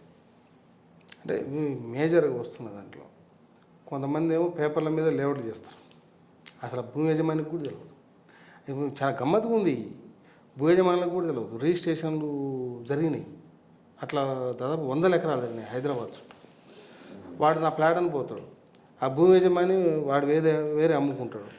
మీకు మీ ప్రశ్న పూర్తి కాకముందే ఇంకొక సమాధానం కూడా ఉంటుంది ఆ చట్టంలో. అదేంటంటే రాబోయే రోజులలో ఈ చట్టం కింద రిజిస్ట్రేషన్ జరగాలన్నా మ్యూటేషన్ జరగాలన్నా మ్యాప్ కంపల్సరీ కాబోతుంది ఈ చట్ట ప్రకారము. అంటే సర్వే మ్యాప్ వస్తేనే రిజిస్ట్రేషన్ అవుతుంది, లేకపోతే కాదు. అప్పుడు మీరు ఏ ల్యాండ్ గురించి మాట్లాడుతున్నారో అందులో తెలిసిపోతుంది కదా. ఎప్పుడైతే మీ దస్తావేజుతో పాటు పటం కూడా కంపల్సరీ, ఆ పటాన్ని కూడా సర్టిఫైడ్ మ్యాప్ ఇది ఉండాలి. ప్రస్తుతం కర్ణాటకలో ఇంప్లిమెంటేషన్ అవుతుంది. ఇప్పుడు మన రాష్ట్రంలో జరగాలంటే కొంత అంటే దానికి కావాల్సిన ఇన్ఫ్రాస్ట్రక్చర్ డెవలప్ చేయాలి. అంటే సర్వేల కొరత ఉంటుంది, మెషినరీ అదంతా లైసెన్స్ సర్వేల సిస్టమ్ తీసుకురావాలి. కొంత ఎక్సర్సైజ్ జరిగినాక అది అమల్లోకి వస్తుంది. ఇవాళ రేపు అది అమల్లోకి వస్తుంది. అంటే సర్వే ఎవరు చేసి వాళ్ళు ప్రైవేట్ వాడు చేసుకొని పోతాడా, గవర్నమెంట్ ఎంఆర్ఓ సర్వే చేస్తారు? కర్ణాటక లాగా దీంట్లో చాలా రాష్ట్రాలు ఇప్పుడు రాబోతుంది. అంటే ఎట్లా లైసెన్స్డ్ సర్వేల వ్యవస్థ వస్తుంది. అంటే ప్రభుత్వ ఆజమాయిషిలోనే ఉంటారు. అంటే ఇప్పుడు మనం ఎట్లయితే కొంతమందికి స్టాంప్ వెండర్లకు లైసెన్స్లు ఇస్తామో, లేకపోతే మనం నోటరీ పబ్లిక్ ఎట్లా లైసెన్స్లు ఇస్తామో, కొంతమంది లైసెన్స్ సర్వేయర్లు కూడా ఉంటారు. వాళ్ళు సర్టిఫై చేస్తేనే అది రికార్డుగా ఉంటుంది. అంటే రిజిస్ట్రేషన్కి మ్యూటేషన్కి ముందేమో survey map by licence surveyor compulsory అవుతుంది. ఒకసారి మ్యూటేషన్ అంటే జరిగిపోయిన తర్వాత మా రెవెన్యూ రికార్డులో కూడా అది అమలు జరిగిపోతుంది. కర్ణాటకలో తహసీల్దార్ సర్వేని సర్టిఫై చేస్తేనే రిజిస్ట్రేషన్ జరుగుతుంటున్నారు. లైసెన్స్ సర్వేలో కూడా అవకాశం ఉంది. అది 2 చెక్ పాయింట్స్, రిజిస్ట్రేషన్కి మ్యూటేషన్కి ముందు ఒక మ్యాపు, రిజిస్ట్రేషన్ జరిగిన తర్వాత ఈ మ్యాప్ ఆధారంగా గవర్నమెంట్ దగ్గర ఉన్న రికార్డులో మార్పు జరుగుతుంది. అప్పుడు తహసీల్దార్ సర్టిఫై చేస్తాడు. ఇది 2 అంచెల వ్యవస్థ. ఇది ఎందుకంటే మీరు ఏ భూమిని కొంటున్నారో ఒక స్పష్టత ఇవ్వడం కోసం మ్యాప్ని మ్యాండేటరీ చేశారు. అప్పుడు ఒకవేళ లైసెన్స్డ్ సర్వేయర్స్ కూడా భూ రికార్డుతో సంబంధం ఏమంటే మిస్టేక్ చేశారు అనుకుందాం, ఎందుకంటే ప్రైవేట్ వాడు కదా ఛార్జెస్ చేస్తాడు కాబట్టి. అవునా, ఆ చట్టంలో నిబంధనలు ఉంటాయి. లైసెన్స్ సర్వేయర్లు ఏ నియమాల వాడు పనిచేయాలనే నిబంధనలు ఉంటాయి. తప్పు చేస్తే శిక్షించడానికి అవకాశం ఉంటుంది. అదొక చెక్ పాయింట్. రెండో చెక్ పాయింట్ ఏంటి, రిజిస్ట్రేషన్ మ్యూటేషన్ జరిగిపోయిన తర్వాత ఇది రెవెన్యూ రికార్డులు అమలు జరగాలి కదా. అమలు జరిగేటప్పుడు ఆయన క్రాస్ చెక్ చేసుకుంటాడు కదా. ఇప్పుడు మ్యూటేషన్ అధికారి క్రాస్ చెక్ చేసుకొని చూసుకుంటాడు కదా. ఈయన పట్టం పట్టుకొని పోతాడు, నేను ఒక రిజిస్ట్రేషన్ పోతున్నా, పలానా ల్యాండ్ నేను కొంటున్నా అని చెప్పి మ్యాప్ తయారు చేసుకొని ఓ లైసెన్స్ సర్వే దగ్గర సంతకం పెడతాడు, నేను సబ్ రిజిస్టర్ ఆఫీస్కి పోతాను, అది రిజిస్ట్రేషన్ అవుతుంటుంది. అప్పుడు ఈ మ్యాప్ అక్కడ మ్యాప్తో టాలీ కావాలి కదా. ఇప్పుడు అదే మ్యాప్ తోటి ఇంకా ఆల్రెడీ రిజిస్ట్రేషన్ అయ్యి ఉంటే రిజిస్ట్రేషన్ రిఫ్యూజ్ అవుతుంది. నేను తప్పుడు మ్యాప్ పట్టుకొని పోయినంత మాత్రాన అక్కడ ఒరిజినల్ గవర్నమెంట్ రికార్డ్తో టాలీ కాదు కదా. ఇదొక చెక్ పాయింట్. ఇప్పుడు ఇంకోటి కూడా ఆలోచించాలి. అన్ని పకడ్బందీ వ్యవస్థలు ఉన్నా, గొప్ప చట్టాలు ఉన్నా, ఎవడో లోపల ఎదురు పోయేటోడు ఉంటాడు. మనం ఆ చిన్న ఎక్సెప్షన్స్ గురించి ఆలోచించకూడదు. ఓవరాల్గా వ్యవస్థ ఎట్లా బలోపేతం అవుతుంది, మేజర్గా మన ఫ్రాడ్. నా పాయింట్ ఆఫ్ వ్యూలో ఈ సర్వేయర్ లైసెన్స్డ్ సర్వేయర్ల కంటే గవర్నమెంట్ అంటే అది మనం ఇప్పుడు 2 ఎర్లీ మాట్లాడుకోవటం. ఎందుకంటే ఈ రోజుకే తెలంగాణలో సర్వేల కొరత ఉంది. సర్వేల సమస్యని ఒక్కొక్క రాష్ట్రం ఒక్కొక్కలాగా అధిగమిస్తుంది. రెగ్యులర్ సర్వేలను ఫిల్ చేయడం ఒకటైతే, ఇప్పుడు తెలంగాణ ఆంధ్రాలో ఒకప్పుడు కమ్యూనిటీ సర్వేల వ్యవస్థ వచ్చింది. రూరల్ డెవలప్మెంట్లో అంతర్భాగంగా రూరల్ యూత్ని ఒక 500 మందిని వాళ్ళకి సర్వే అకాడమీలో ట్రైనింగ్ ఇచ్చి ప్రజల కోసం, అంటే పేద ప్రజల కోసం పనిచేయడానికి సర్వేలుగా పెట్టుకున్న వ్యవస్థ వచ్చింది. కర్ణాటకలో, ఆంధ్రప్రదేశ్లో ఇప్పుడు కొత్త లైసెన్స్ సర్వేల వ్యవస్థ వచ్చింది. అది మనం ఆలోచించవచ్చు. టెక్నికల్గా ఒక సర్వే ఎట్లా చేయాలి, దానికి నిబంధనలు ఏమి ఉండాలి, చట్టం కావాలా, అది వేరే ఆలోచించవచ్చు. అది ఈ RO చట్ట పరిధిలో కాదు. ఈ RO చట్టం ముసాయిదా ఏమంటుందంటే, ఒక ప్రకటించిన తేదీ నుంచి మ్యాప్ కంపల్సరీ. ఆ తేదీ ఎప్పుడు ప్రకటిస్తుంది ప్రభుత్వం అంటే, ఇప్పుడు మాట్లాడుకునే అన్ని సరి చేసుకున్నాక, సర్వే చేసేటోడు ఉన్నాడా లేదా, మ్యాప్లు ఉన్నాయా లేదా, అంత మెషినరీ ఉందా లేదా, అన్నీ సరి చూసుకొని మనం ఇప్పుడు ఈ నిబంధనని అమలులోకి తీసుకురావచ్చు అని ప్రభుత్వం భావిస్తే ఆ రోజు నుంచి మ్యాప్ కంపల్సరీ. అంటే భూమి అమ్మేవాడు నాది రిజిస్ట్రేషన్, నాది రికార్డులో 10 ఎకరాలు ఉంది కాబట్టి 10 ఎకరాలు లేకపోయినా 10 ఎకరాలు అమ్ముతాంటే కలవదు. సర్వే మీద ఎంత ఉందో అంతే అమ్మడానికి వీలవుతుంది, అంతే. అదర్వైజ్ అమ్మడానికి లేదు. ఇట్లా మీరు వ్యవసాయ భూముల్ని, వ్యవసాయేతర భూముల్ని ఒక జస్టిఫికేషన్ చేస్తామనేది చెప్తా ఉన్నారు. ఇప్పటికీ బీఆర్ఎస్ ప్రభుత్వం భూరికాల ప్రక్షాళన చేసి పాస్బుక్లు ఇచ్చింది. ఈ పాస్బుక్లు ఉంటాయా ఉండవా కొత్త చట్టం వస్తే? ఈ పాస్బుక్లో ఉన్నప్పుడు భూదారు ఎట్లా ఇస్తారు? అంటే కొత్త చట్టం కింద పాస్ పుస్తకాలతో పాటు అదనంగా భూదార్ కార్డు వస్తుంది. పాస్ పుస్తకాలను తొలగిస్తూ భూదార్ కార్డు కాదు. పట్టాదారు పాస్ పుస్తకం కమ్ టైటిల్ లీడ్ ఏదైతే ఉందో అది కొనసాగుతుంది. దానికి అదనంగా భూదార్ కార్డు వస్తుంది. ఒక భూదార్ కార్డు కాదు, ముందు టెంపరీ భూదార్ కార్డు వస్తుంది. సర్వే జరిగిన తర్వాత ఈ టెంపరీ భూదార్ కార్డు స్థానంలోనే పర్మనెంట్ భూదార్ కార్డు వస్తుంది. ఇక ఇప్పుడున్న ధరణిలో రికార్డులు ఏమైపోతాయి, ఇప్పుడున్న పాస్ పుస్తకాలు ఏమైపోతాయని అనుమానాలు ఉంటాయి. ఈ ముసాయిదా చట్టం స్పష్టమైన సమాధానం చెప్తుంది. ఏమంటుందంటే, ఏదైతే 2020 చట్టం కింద ROR రికార్డు తయారైందో అది ధరణి, అది కొనసాగుతుంది. కానీ దాంట్లో తప్పులను సవరించుకునే అధికారాలు కొత్త చట్టంలో వస్తాయి. అంటే ధరణిలో ఉన్న తప్పులని ఇప్పుడు సవరించుకోవచ్చు. అంటే ధరణి మాడ్యూల్ కొనసాగుతుంది. అంటే ఆ షేపులో ఉండకపోవచ్చు. ధరణి అనేది మనం పేర్లతో చూడొద్దు, లేదా కంప్యూటర్ రికార్డు కాదు. ధరణి ఏంటది? ఒక ROR రికార్డుకి వాళ్ళు పెట్టుకున్న పేరు అంతే. రికార్డ్ ఆఫ్ రైట్స్కి అప్పటి ప్రభుత్వం పెట్టుకున్న పేరు ధరణి. ఇప్పుడు రికార్డ్ ఆఫ్ రైట్స్కి ఇంకొక ప్రభుత్వం ఇంకొక పేరు పెట్టవచ్చు. అందుకే ఆ చట్టంలో ఎక్కడ పేరు పెట్టలేదు. ముసాయిదా చట్టంలో ఎక్కడ భూమాత అని పేరు లేదు. చాలామంది దాన్ని భూమాత అని పిలుస్తున్నారు, కానీ 6R రికార్డు తయారు కాబోతుంది. దాన్ని ఒక పోర్టల్లో పెడతారు, దాన్ని 6R పోర్టల్ అంటాము. ఇప్పుడు ఎక్కడి నుంచి 6R రికార్డు వస్తుంది అంటే, ఇప్పటి వరకు ఏదైతే 6Rగా కొనసాగుతుందో దాన్ని యథాతథంగా ఈ కొత్త చట్టం కింద 6R రికార్డుగా కొనసాగుతూ దాన్ని సవరించుకోవడానికి వెసులుబాటు ఉంటుంది. 1. 2, రేపొద్దున రీసర్వేకి పోయినప్పుడు కొత్తగా మళ్ళీ 6R తయారవుతుంది. అంటే రెండింటికి అవకాశం ఉంది. అంటే ఇంతకుముందు ప్రభుత్వం ఏమో మేము కొత్త రికార్డు తయారు చేసినప్పుడు 3 నెలలు హాలిడే ప్రకటించి 3 నెలలు రిజిస్ట్రేషన్లన్నీ ఆపేసి 3 నెలలు రెవెన్యూ కోర్టులు నిలిపేసి అప్పుడు కొత్త తీసుకొచ్చారు. అట్లా కాకుండా ఇది ఏమవుతుందంటే, కొత్త 6R రికార్డు తయారయ్యేంత వరకు పాత 6R రికార్డు కొనసాగుతుంది. అందులో ఉన్న తప్పులను కూడా సవరించుకోవడానికి ఇక్కడ అధికారాలు ఇచ్చాం. ఇప్పటి వరకు 33 మాడ్యూల్స్ వచ్చిన తహసీల్దార్లకు లేదు, గ్రామాలలో రెవెన్యూ అంటే భూములు పర్యవేక్షించేవాడు లేడు, డివిజనల్ వ్యవస్థ లేదు, అప్పీల్ వ్యవస్థ లేదు. కొత్తగా వస్తున్నటువంటి చట్టంలో గ్రామ స్థాయి నుంచి రైతులకు ఏ రకమైనటువంటి పరిష్కార వ్యవస్థ వస్తుంది. అంటే ప్రభుత్వమే అన్నది, మేము గ్రామ స్థాయిలో రెవెన్యూ వ్యవస్థను తీసుకొస్తాము, బలోపేతం చేస్తాం, గ్రామంలోనే పరిష్కరించబడేటువంటి వ్యవస్థను తీసుకొస్తామని చెప్పి పొంగులేటి శ్రీనివాసరెడ్డి గారు, మంత్రి పొంగులేటి శ్రీనివాసరెడ్డి గారు అనేకసార్లు ప్రకటించారు. నిజంగా గ్రామ స్థాయిలోనే రైతుల సమస్యలు పరిష్కరించే వ్యవస్థ వస్తుందా? గతంలో ఉన్నటువంటి విఆర్ఓ వ్యవస్థనే అప్పటి ప్రభుత్వం రద్దు చేసింది. ఇవాళ ఎవరు లేడు ఊర్లో. ఏం జరగబోతుంది అంటే, ఇప్పుడు 3 భాగాలుగా ఆలోచించి చూడాలి దీంట్లో. 1, ఈ కొత్త ముసాయిదా చట్ట పరిధిలో ఎడిషన్ కలెక్టరు సీసీఎల్ఏకి అప్పీల్ అధికారాలు ఉన్నాయి, అప్పీలు రివిజన్ అధికారాలు ఉన్నాయి. ఆర్డీఓ తహసీల్దార్ అనే వ్యక్తులు మ్యూటేషన్ అధికారులు, ఇద్దరు కూడా. తహసీల్దార్ కొన్ని అంశాల మీద, ఆర్డీఓ కొన్ని అంశాల మీద మ్యూటేషన్ చేసే అధికారం ఉంటుంది. ఉదాహరణకి భాగ పంపకాలు, వీలునామా, రిజిస్టర్ కొనుగోలు, ఇవన్నీ మ్యూటేషన్ చేసే అధికారం తహసీల్దార్కు ఉంటాయి. సాదాబైనామా, మిగతా సర్టిఫికెట్లు ఉన్నప్పుడు వాటిని మ్యూటేషన్ చేసే అధికారం ఆర్డీఓ.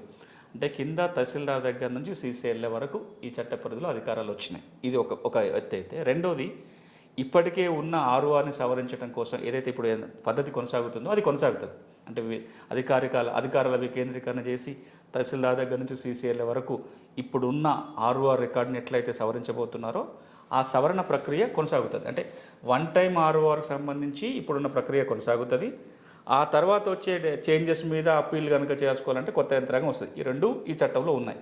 ఇక 3వది ఏంటంటే, గ్రామీణ స్థాయిలో రెవెన్యూ యంత్రాంగం ఎలా ఉండబోతుంది. ఎందుకంటే ఈ చట్టంలో చాలా వాటికి ఎంక్వైరీ తప్పనిసరి అని చెప్తున్నాం. మ్యూటేషన్ చేయాలంటే ఎంక్వైరీ చేయాలి, రకరకాల సందర్భాల నోటీసులు ఇవ్వాలి, విచారణ చేయాలి. విచారణ నివేదికలు వచ్చిన తర్వాతనే తహసీల్దార్ కానీ ఆర్డీఓ కానీ నిర్ణయం తీసుకోవాలని చట్టం చెప్తుంది. మరి అట్లాంటప్పుడు గ్రామీణ స్థాయిలో యంత్రాంగం అవసరం ఏర్పడుతుంది. దానికి సంబంధించి ఈ బిల్లుని అసెంబ్లీలో ప్రస్తావన చేస్తున్నప్పుడే రెవెన్యూ మంత్రిగా చేసిన ప్రకటన ఏంటంటే, గ్రామ స్థాయిలో ఒక భూ పరిపాలన చూసే అధికారి ఉండాలా వద్దా మీరే చెప్పండి అన్నాడు. దాని మీద కూడా ఆయన అభిప్రాయ సేకరణ అడిగాడు. హౌస్ని చెప్పమన్నాడు, ప్రజలకు కూడా మాట చెప్పాడు. మీరు విస్తృతంగా అభిప్రాయం బయట చూస్తే కనుక పేరేదన్నా పెట్టుకోండి, కానీ గ్రామ స్థాయిలో భూ పరిపాలన, భూ చట్టాలను అమలు చేసే వ్యక్తి ఉండాలి అనేది విస్తృతంగా వచ్చిన అభిప్రాయం. మొత్తానికి వీఆర్ఓలు ఉండాలన్నా వద్ద ప్రజలు నిర్ణయించాల్సిన అదే కదా. ఇప్పుడు ఇంతకు మునుపు కూడా వీఆర్ఓలు అట్లున్నారు, ఇట్లున్న అవినీతి పరులు, ప్రజలు అసహించుకుంటున్నారని చెప్పి తీసేశారు కదా. ఇప్పుడు ఆ డిసిగ్నేషన్తో సంబంధం లేదు. వాడు వీఆర్ఓనా, పంచాయతీ, ఏ పేరన్నా పెట్టుకోండి. అంటే నాలాంటి వాడికి డిసిగ్నేషన్తో సంబంధం లేదు. మాలాంటి వాళ్ళందరం అడిగేది ఏంటంటే, మీరు ఎన్ని కంప్యూటరీకరణ గురించి మాట్లాడినా, ఎంత కంప్యూటరీకరణ జరిగినా, మనలాంటి రాష్ట్రంలో, భారతదేశం లాంటి దేశంలో కింద స్థాయిలో భూ పరిపాలన చూసే వ్యక్తి లేకపోతే కేవలం జిల్లా హెడ్ క్వార్టర్లోనో, డివిజన్ హెడ్ క్వార్టర్లో లేదా మండల హెడ్ క్వార్టర్లో మాత్రమే పరిమితమై పరిపాలన చేసేంత పరిస్థితి ఇంకా రాలేదు. కాబట్టి ఉంటుంది, ఏ రూపకంగా ఉంటుంది, ఏ డిసిషన్ పెడతారు, వాళ్ళని ఎట్లా తీసుకుంటారు, పాతోళ్ళనే మళ్ళీ తిరిగి తెస్తారా, కొత్తోళ్ళని రిక్రూట్ చేస్తారా అనేది ప్రభుత్వం నిర్ణయం తీసుకోవాల్సిన అవసరం ఉంది. ఎవరు రిక్రూట్ చేస్తారా చేయరా అంశం పెడితే, ఉండాలా వద్దా, ఒక విలేజ్లో రెవెన్యూ ఆఫీసర్ ఉండాలా వద్దా అనే అంశాన్ని మనం ప్రజలకు వదిలిపెట్టాం. అంతే. ప్రజలు నిర్ణయించి ఉండాలనుకుంటే ప్రజలు చెప్తారు, వద్దనుకున్నా ప్రజలే చెప్తారు. ఈ చట్టంలో ఏ ఉండాలో వాళ్ళే చెప్పాలి, ఏ ఉండదో వాళ్ళే చెప్పాలి, అధికారం ఉండాలో లేదో కూడా ప్రజలే చెప్పాలి. చట్టం పరిధిలో అప్పీల్ వ్యవస్థ అనేది ఎట్లా ఉంటుంది? పాత చట్టము అంటే ఇప్పుడు ఉనికిలో ఉన్నటువంటి ధరణి చట్టము, మీ ఏ తగాదాలున్నా సివిల్ కోర్టులో తేల్చుకోమన్నది. అల్టిమేట్ కోర్టు రెవెన్యూ ఆఫీసర్ చేయాల్సిన పని అనేది ఏం లేదని చెప్పాను. ఈ ప్రభుత్వంలో ఎలాంటి అప్పీల్ వ్యవస్థ ఉంటుంది? ఈ ప్రభుత్వం ప్రజల్ని కోర్టు బొమ్మంటుందా, ఇక్కడే పరిష్కరించుకోమంటుందా?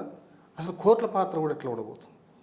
ఎప్పుడైనా రెవెన్యూ రికార్డులకు సంబంధించి ప్రాథమిక సూత్రం ఏంటంటే రికార్డుల్లో తప్పులని రూపొందించే వాళ్ళే సరిచేయాలి. తప్పులుంటే ఆ శాఖలోనే ఒక యంత్రాంగం ఉండాలి. కానీ యాజమాన్య హక్కుల వివాదం వచ్చినా, లేకపోతే అన్నదమ్ముల మధ్యలో భాగపంపకాల వివాదం వచ్చినా అవి ఎప్పుడు కోర్టు పరిధిలోనే ఉంటాయి. 2020 చట్టం ఏం చేసిందంటే అన్నిటినీ కోర్టుకే పంపింది. ఇది అది తేడా లేకుండా రికార్డు తప్పులున్నా, యాజమాన్య వివాదం ఉన్నా, భాగపంపకాలు కూడా ఉన్నా, ఏదున్నా మీరు ఒప్పుకుంటే మా రికార్డు సరి చేస్తాము, మీరు ఒప్పుకోకపోతే కోర్టుకు పోండి అనేది పాత చట్టం యొక్క ఉద్దేశం. కానీ ఈ చట్టం అట్లా కాకుండా చాలా స్పష్టంగా చెప్పిన మాట ఏంటంటే రాష్ట్ర ప్రభుత్వం నిర్వహిస్తున్న హక్కుల రికార్డుల్లో కనుక తప్పులుంటే సవరించడం కోసం అప్పీలు, రివిజన్ యంత్రాంగాన్ని ఇందులో ఏర్పాటు చేయడం జరిగింది. అడిషనల్ కలెక్టర్ ఒక అప్పీల్ అధికారి, రెండో అప్పీలు సీసీఎల్ఏకి కానీ లేదా కమిషన్ అప్పీలో, డైరెక్టర్ అప్పీలో సీసీఎల్ఏ కార్యాలయంలో ఉంటారు, వాళ్ళకి వెళ్తుంది. దానిపైన ఇంకేమైనా పొరపాట్లు ఉంటే ప్రభుత్వం కూడా సరిదిద్దడం కోసం రివిజన్ పవర్స్ గవర్నమెంట్కి ఇవ్వడం జరిగింది. ఇది ఒక యంత్రాంగం ఉంది. అన్నిటికీ ఇప్పుడు కోర్టు మెట్లు ఎక్కాల్సిన పని లేదు. ఇప్పటికి కూడా నిజంగా యాజమాన్య హక్కు వివాదం, ఓనర్షిప్ డిస్ప్యూట్ వచ్చినప్పుడు, అన్నదమ్ముల మధ్యలో ఆస్తి గొడవలు ఉన్నప్పుడు మాత్రమే కోర్టుకు వెళ్ళాలి. రికార్డు కరెక్షన్కి ఈ చట్టము కోర్టుకు వెళ్ళాల్సిన అవసరం లేదని చెప్తుంది. అయితే మామూలుగా గతంలో రిజిస్ట్రేషన్, మ్యూటేషన్ ప్రక్రియ, కోర్ బ్యాంకింగ్ సిస్టమ్ అన్నారు. మొత్తం కూడా ఇట్లా రిజిస్ట్రేషన్ అవుతూనే మ్యూటేషన్ ప్రక్రియ వచ్చేస్తుంది, పాస్బుక్ నీకు ఇంటికి వచ్చేస్తుంది. నువ్వు అసలు ఏం 5 పైసలు లంచం ఇచ్చే పని లేకుండా అయిపోతుందని చెప్పారు. అంటే తహసీల్దార్లకే రిజిస్ట్రేషన్ బాధ్యతలు ఒప్పుకుంటారు. ఈ చట్టంలో రిజిస్ట్రేషన్ల పని విధానం ఎట్లా ఉండబోతుంది? అది మ్యూటేషన్ ప్రక్రియ ఎలా ఉండబోతుంది? రిజిస్ట్రేషన్ చేసే వ్యవస్థ తహసీల్దార్లకు ఉంటుందా, తిరిగి సబ్ రిజిస్ట్రార్లకు వస్తుందా? ప్రక్రియ ఎట్లుంటుంది? ఆ చట్టంలోనే చెప్పాము, తహసీల్దార్ కానీ డిప్యూటీ తహసీల్దార్ కానీ రిజిస్ట్రేషన్ చేస్తారు. ఇద్దరిట్లో ఎవరో ఒకరికి అధికారం ఉంటుంది. రిజిస్ట్రేషన్ అయిపోగానే ఇప్పట్లాగే వెంటనే మ్యూటేషన్ కూడా జరుగుతుంది. కానీ ఇందులో ఒక చెక్ అండ్ బ్యాలెన్స్ని తీసుకురావడం జరిగింది. అదేంటంటే ఈరోజు అది ఒకవేళ వాడు అమ్ముకున్న తర్వాత కూడా రికార్డులో కొనసాగిన వాడు ఏం చేస్తున్నాడు, మళ్ళీ తీసుకెళ్ళి భూమిని అమ్ముతున్నాడు ఇంకోసం. అట్లా చాలా ఉదాహరణలు మనకు కనపడ్డాయి. రిజిస్ట్రేషన్ చట్టం కింద మిగతా ఫార్మాలిటీస్ అన్నీ ఫుల్ఫిల్ అయితే, ఆధార్ కార్డు కానీ మిగతా ఐడెంటిటీ, ఫీజు కట్టేస్తే, ఒకవేళ హక్కు లేనివాడు అమ్ముతున్నాడని తెలిసినా రికార్డులో పేరు ఉంటే రిజిస్ట్రేషన్ ఆపే అధికారం ఎవరికి లేదు. సబ్ రిజిస్ట్రార్ కానీ లేదా తహసీల్దార్ అడిషనల్ సబ్ రిజిస్ట్రార్గా, జాయింట్ సబ్ రిజిస్ట్రార్గా రిజిస్టర్ చేసినప్పుడు కానీ ఆపడానికి అవకాశం లేదు. అట్లాంటి వాటిని నిరోధించడానికి కోసం ఈ ముసాయిదా చట్టం ఏం చెప్తుందంటే, రిజిస్ట్రేషన్ జరిగినా సరే, సేల్ అయిపోయి రిజిస్ట్రేషన్ జరిగినా సరే, సహేతుకమైన కారణాలు ఉంటే వాటిని రాతపూర్వకంగా తెలుపుతూ మ్యూటేషన్ నిలుపుదల చేయొచ్చు అని చెప్తుంది. ఇప్పుడు మనం ధరణి వచ్చిన కొత్తగా మొదలు పెడితే నిన్న మొన్నటి వరకు కూడా ఎలాంటి సంఘటనలు వింటున్నాము? ఎప్పుడో ధరణి రాకముందు భూమి అమ్ముకున్నాడు, కొన్నాయన దగ్గర రిజిస్టర్ దస్తావేజ్ కూడా ఉంది, అది రికార్డులో అమలు కాలేదు. అమ్మిన ఆయన పేరే రికార్డులో కొనసాగింది. ఈ అమ్మిన వ్యక్తి మళ్ళీ వాళ్ళ పిల్లలకి మ్యూటేషన్ చేయించుకోవటం, ఈయన ఇంకొవరకు అమ్మేసుకోవటం, ఇట్లాంటివన్నీ జరిగిపోయినాయి. అట్లాంటి జరగడానికి ఇప్పుడు కొత్త చట్టం కింద అవకాశం ఉండదు. రిజిస్ట్రేషన్ జరిగిపోయినా మ్యూటేషన్ ఆగిపోతుంది. కాబట్టి రేపు పొద్దున్న కోర్టుకు పోయి మళ్ళీ హక్కులు తెచ్చుకోవడానికి కూడా అవకాశం ఉంటుంది, అది ఉంది. కానీ ఇతర మ్యూటేషన్ అంశాలకు వచ్చినప్పుడు, ఇది రిజిస్ట్రేషన్ ద్వారా జరిగితే పాత ప్రక్రియ కొనసాగుతుంది. కానీ ఒక వ్యక్తికి 18 రకాలుగా భూమి సంక్రమించే అవకాశం ఉంది. అందులో రిజిస్టర్డ్ దస్తావేజు ఒకటి, సేలు, గిఫ్టు, మార్టిగేజు, ఎక్స్చేంజ్, ఈ 4 కూడా రిజిస్టర్డ్ డాక్యుమెంట్ ద్వారా జరగాలి. రిజిస్టర్డ్ డాక్యుమెంట్ ద్వారా జరిగినప్పుడు నేను చెప్పిన ప్రక్రియ వర్తింపజేస్తారు. ఇక భాగపంపకాలు, వారసత్వం, వీలునామా ద్వారా వచ్చినప్పుడు తహసీల్దారే మ్యూటేషన్ చేస్తాడు. కానీ విచారణ చేసిన తర్వాతనే మ్యూటేషన్ ఉంటుంది, ఆటోమేటిక్ మ్యూటేషన్ ఉండదు. ఇప్పుడు ఏం జరుగుతుంది? 2020 చట్టం కింద నేను జాయింట్ స్టేట్మెంట్ రాసుకొని పోయి నేను ఒక్కనే వారసునంటే నా పేరు మీద పట్టా అయిపోతుంది. ఇంకో ఇద్దరం పోయి మా అన్నదమ్ముల మేము ఇద్దరమే అంటే మా ఇద్దరి పేరు మీద అయిపోతుంది. లోపం ఎక్కడ జరిగిందంటే, అప్పటి ప్రభుత్వము ఇట్లాంటి విధానం తెచ్చినప్పుడు చెప్పిన మాట, పట్టాదారు పాస్ పుస్తకములో వారసులందరి పేర్లు నమోదు చేస్తాము, ఆ పట్టాదారు వారసుల పేర్లు నమోదు చేస్తాము, పట్టాదారు చనిపోయిన తర్వాత ఈ వారసుల పేరు మీద ఆటోమేటిక్గా మ్యూటేషన్ జరిగిపోతుంది, వాళ్ళు జాయింట్ స్టేట్మెంట్ రాసుకొని వస్తే మేము మారుస్తామని చెప్పారు. కానీ పాస్బుక్లో వాళ్ళ వారసుల పేర్లు ఎక్కడ రాయలేదు, ఫ్యామిలీ వాళ్ళ పేరు రాలేదు. ఒక పక్కన పేరు తీసుకురాలేదు, ఇంకో పక్కన విచారణ చేసడానికి అవకాశం లేక ఉండిపోయింది. మరి మ్యూటేషన్ చేసే తహసీల్దార్కి వీళ్ళే వారసులను ఎట్లా తెలియాలి? ఒక ఆయన ఊళ్ళో వ్యవసాయం చేసుకుంటుండు, ఇంకొక ఆయన హైదరాబాద్లో ఉద్యోగం చేస్తాడు, ఇంకొక ఆయన దుబాయ్లోనో అమెరికాలో ఉన్నాడు. తండ్రి చనిపోయిన తర్వాత ఊళ్ళో ఉన్నాయని ఒక్కైనా పోయి పట్టా చేయించుకుంటే పట్టా అయిపోయాయి. మరి హైదరాబాద్లో ఉన్నాయనకి, అమెరికాలో ఉన్నాయనకి ఎప్పుడో తెలుస్తుంది వాళ్ళ ఆస్తి కూడా ఒక్కని పేరు మీద మారిపోయిందని. ఏం చేయాలని తహసీల్దార్ లేకపోతే ఇప్పుడు మేము ఏం చేయలేము, మ్యూటేషన్ అయిపోయింది, కోర్టుకు పోండి అని చెప్తున్నారు. ఇట్లాంటి సమస్య ఇప్పుడు కొత్త చట్టంలో రాదు. ఇది రెండోది. ఇక మూడోది ఏంటంటే ఇతర సందర్భాల్లో మ్యూటేషన్ జరగాలన్నప్పుడు కోర్టు ఆర్డర్ కానీ, ఏదైనా వేలం పాటలు ఆప్షన్లో సేల్ సర్టిఫికేట్ ద్వారా భూములు రావటం కానీ, 13B, 3080, ఓఆర్సీ, లావణి పట్టా ఇలాంటి పద్ధతుల్లో కనుక భూమి హక్కులు సంక్రమిస్తే ఆర్డీఓనే మ్యూటేషన్ చేస్తాడు, తహసీల్దార్ కూడా కాదు. ఎందుకంటే ఇట్లా కొంత నిర్ణయాలు తీసుకునే అవకాశం ఉంటుంది, డిస్క్రిప్షన్ వాడుకోవాల్సిన పని ఉంటుంది, కొన్ని వెరిఫై చేయాల్సిన అవసరం ఉంటుంది. కాబట్టి ఇంకో స్థాయి పైకి పెంచి ఇట్లాంటి సందర్భాలలో మొత్తం కూడా ఆర్డీఓ వెరిఫై చేసి హక్కులు వచ్చినాయని నిర్ధారణ అయితే ఆర్డీఓ మ్యూటేషన్ చేస్తాడు, తహసీల్దార్ చేయాలి. సో ఇప్పుడు భూమి సంక్రమించే 18 రకాల విధానాలను విడగొట్టి కొన్ని తహసీల్దార్ దగ్గర, కొన్ని ఆర్డీఓ దగ్గర పెట్టడం జరిగింది.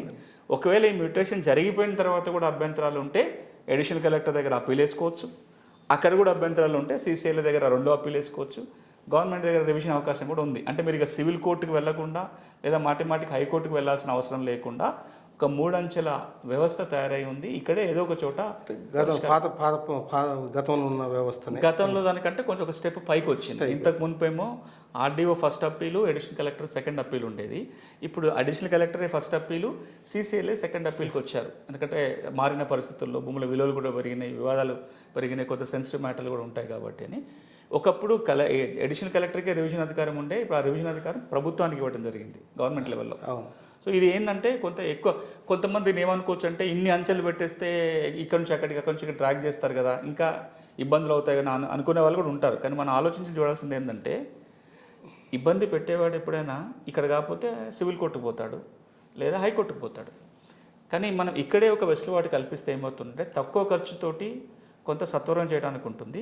రేపు రూల్స్ వచ్చినప్పుడు వీటన్నిటికీ టైం ప్రిస్క్రిప్షన్స్ వస్తాయి. ఎన్ని రోజుల అప్పీల్ వినాలి, ఎన్ని రోజుల రివిజన్ వినాలి, అంతకంటే లేట్ అయితే కారణాలు చెప్పాలి, ఎన్ని రోజుల మ్యూటేషన్ చేయాలి, అవన్నీ కూడా టైం వస్తాయి. ఆ టైం చట్టంలో పెట్టలే కావాలని. ఎందుకు అంటే ఈ టైం పీరియడ్ అనేది డైనమిక్. ఈ రోజు నేను 10 రోజులలో చేయొచ్చు అని చెప్పొచ్చు, నోటీస్ పీరియడ్ 10 రోజులు ఉండాలని చెప్పొచ్చు. రేపు వాట్సాప్ల ద్వారా నోటీస్ ఇవ్వాలని చెప్పినప్పుడు 1 రోజు నోటీస్ కూడా సరిపోతుంది. మరి ఈ రోజు వారం రోజులు, రేపు 1 రోజు చేయొచ్చు. అంటే చట్టంలో కనుక టైం పీరియడ్ పెడితే మాటికి మన చట్టం మార్చలేము. అదే రూల్స్లో పెట్టుకుంటే కావాల్సినప్పుడల్లా టైం పీరియడ్లు మార్చుకోవచ్చు, డైనమిక్గా ఉంటుంది. ఏదైనా భూమి సమస్యలు టైం బాండ్ ప్రకారంగా పరిష్కారం అయితే ఆ ప్రతిదానికి ఒక నిర్దేశించిన కాల వ్యవధి ఉంటుంది. ఆ కాల వ్యవధిలో వాళ్ళు పరిష్కారం చేయాలి. రెండోది ఇవన్నీ ఆన్లైన్లో ఉంటాయి.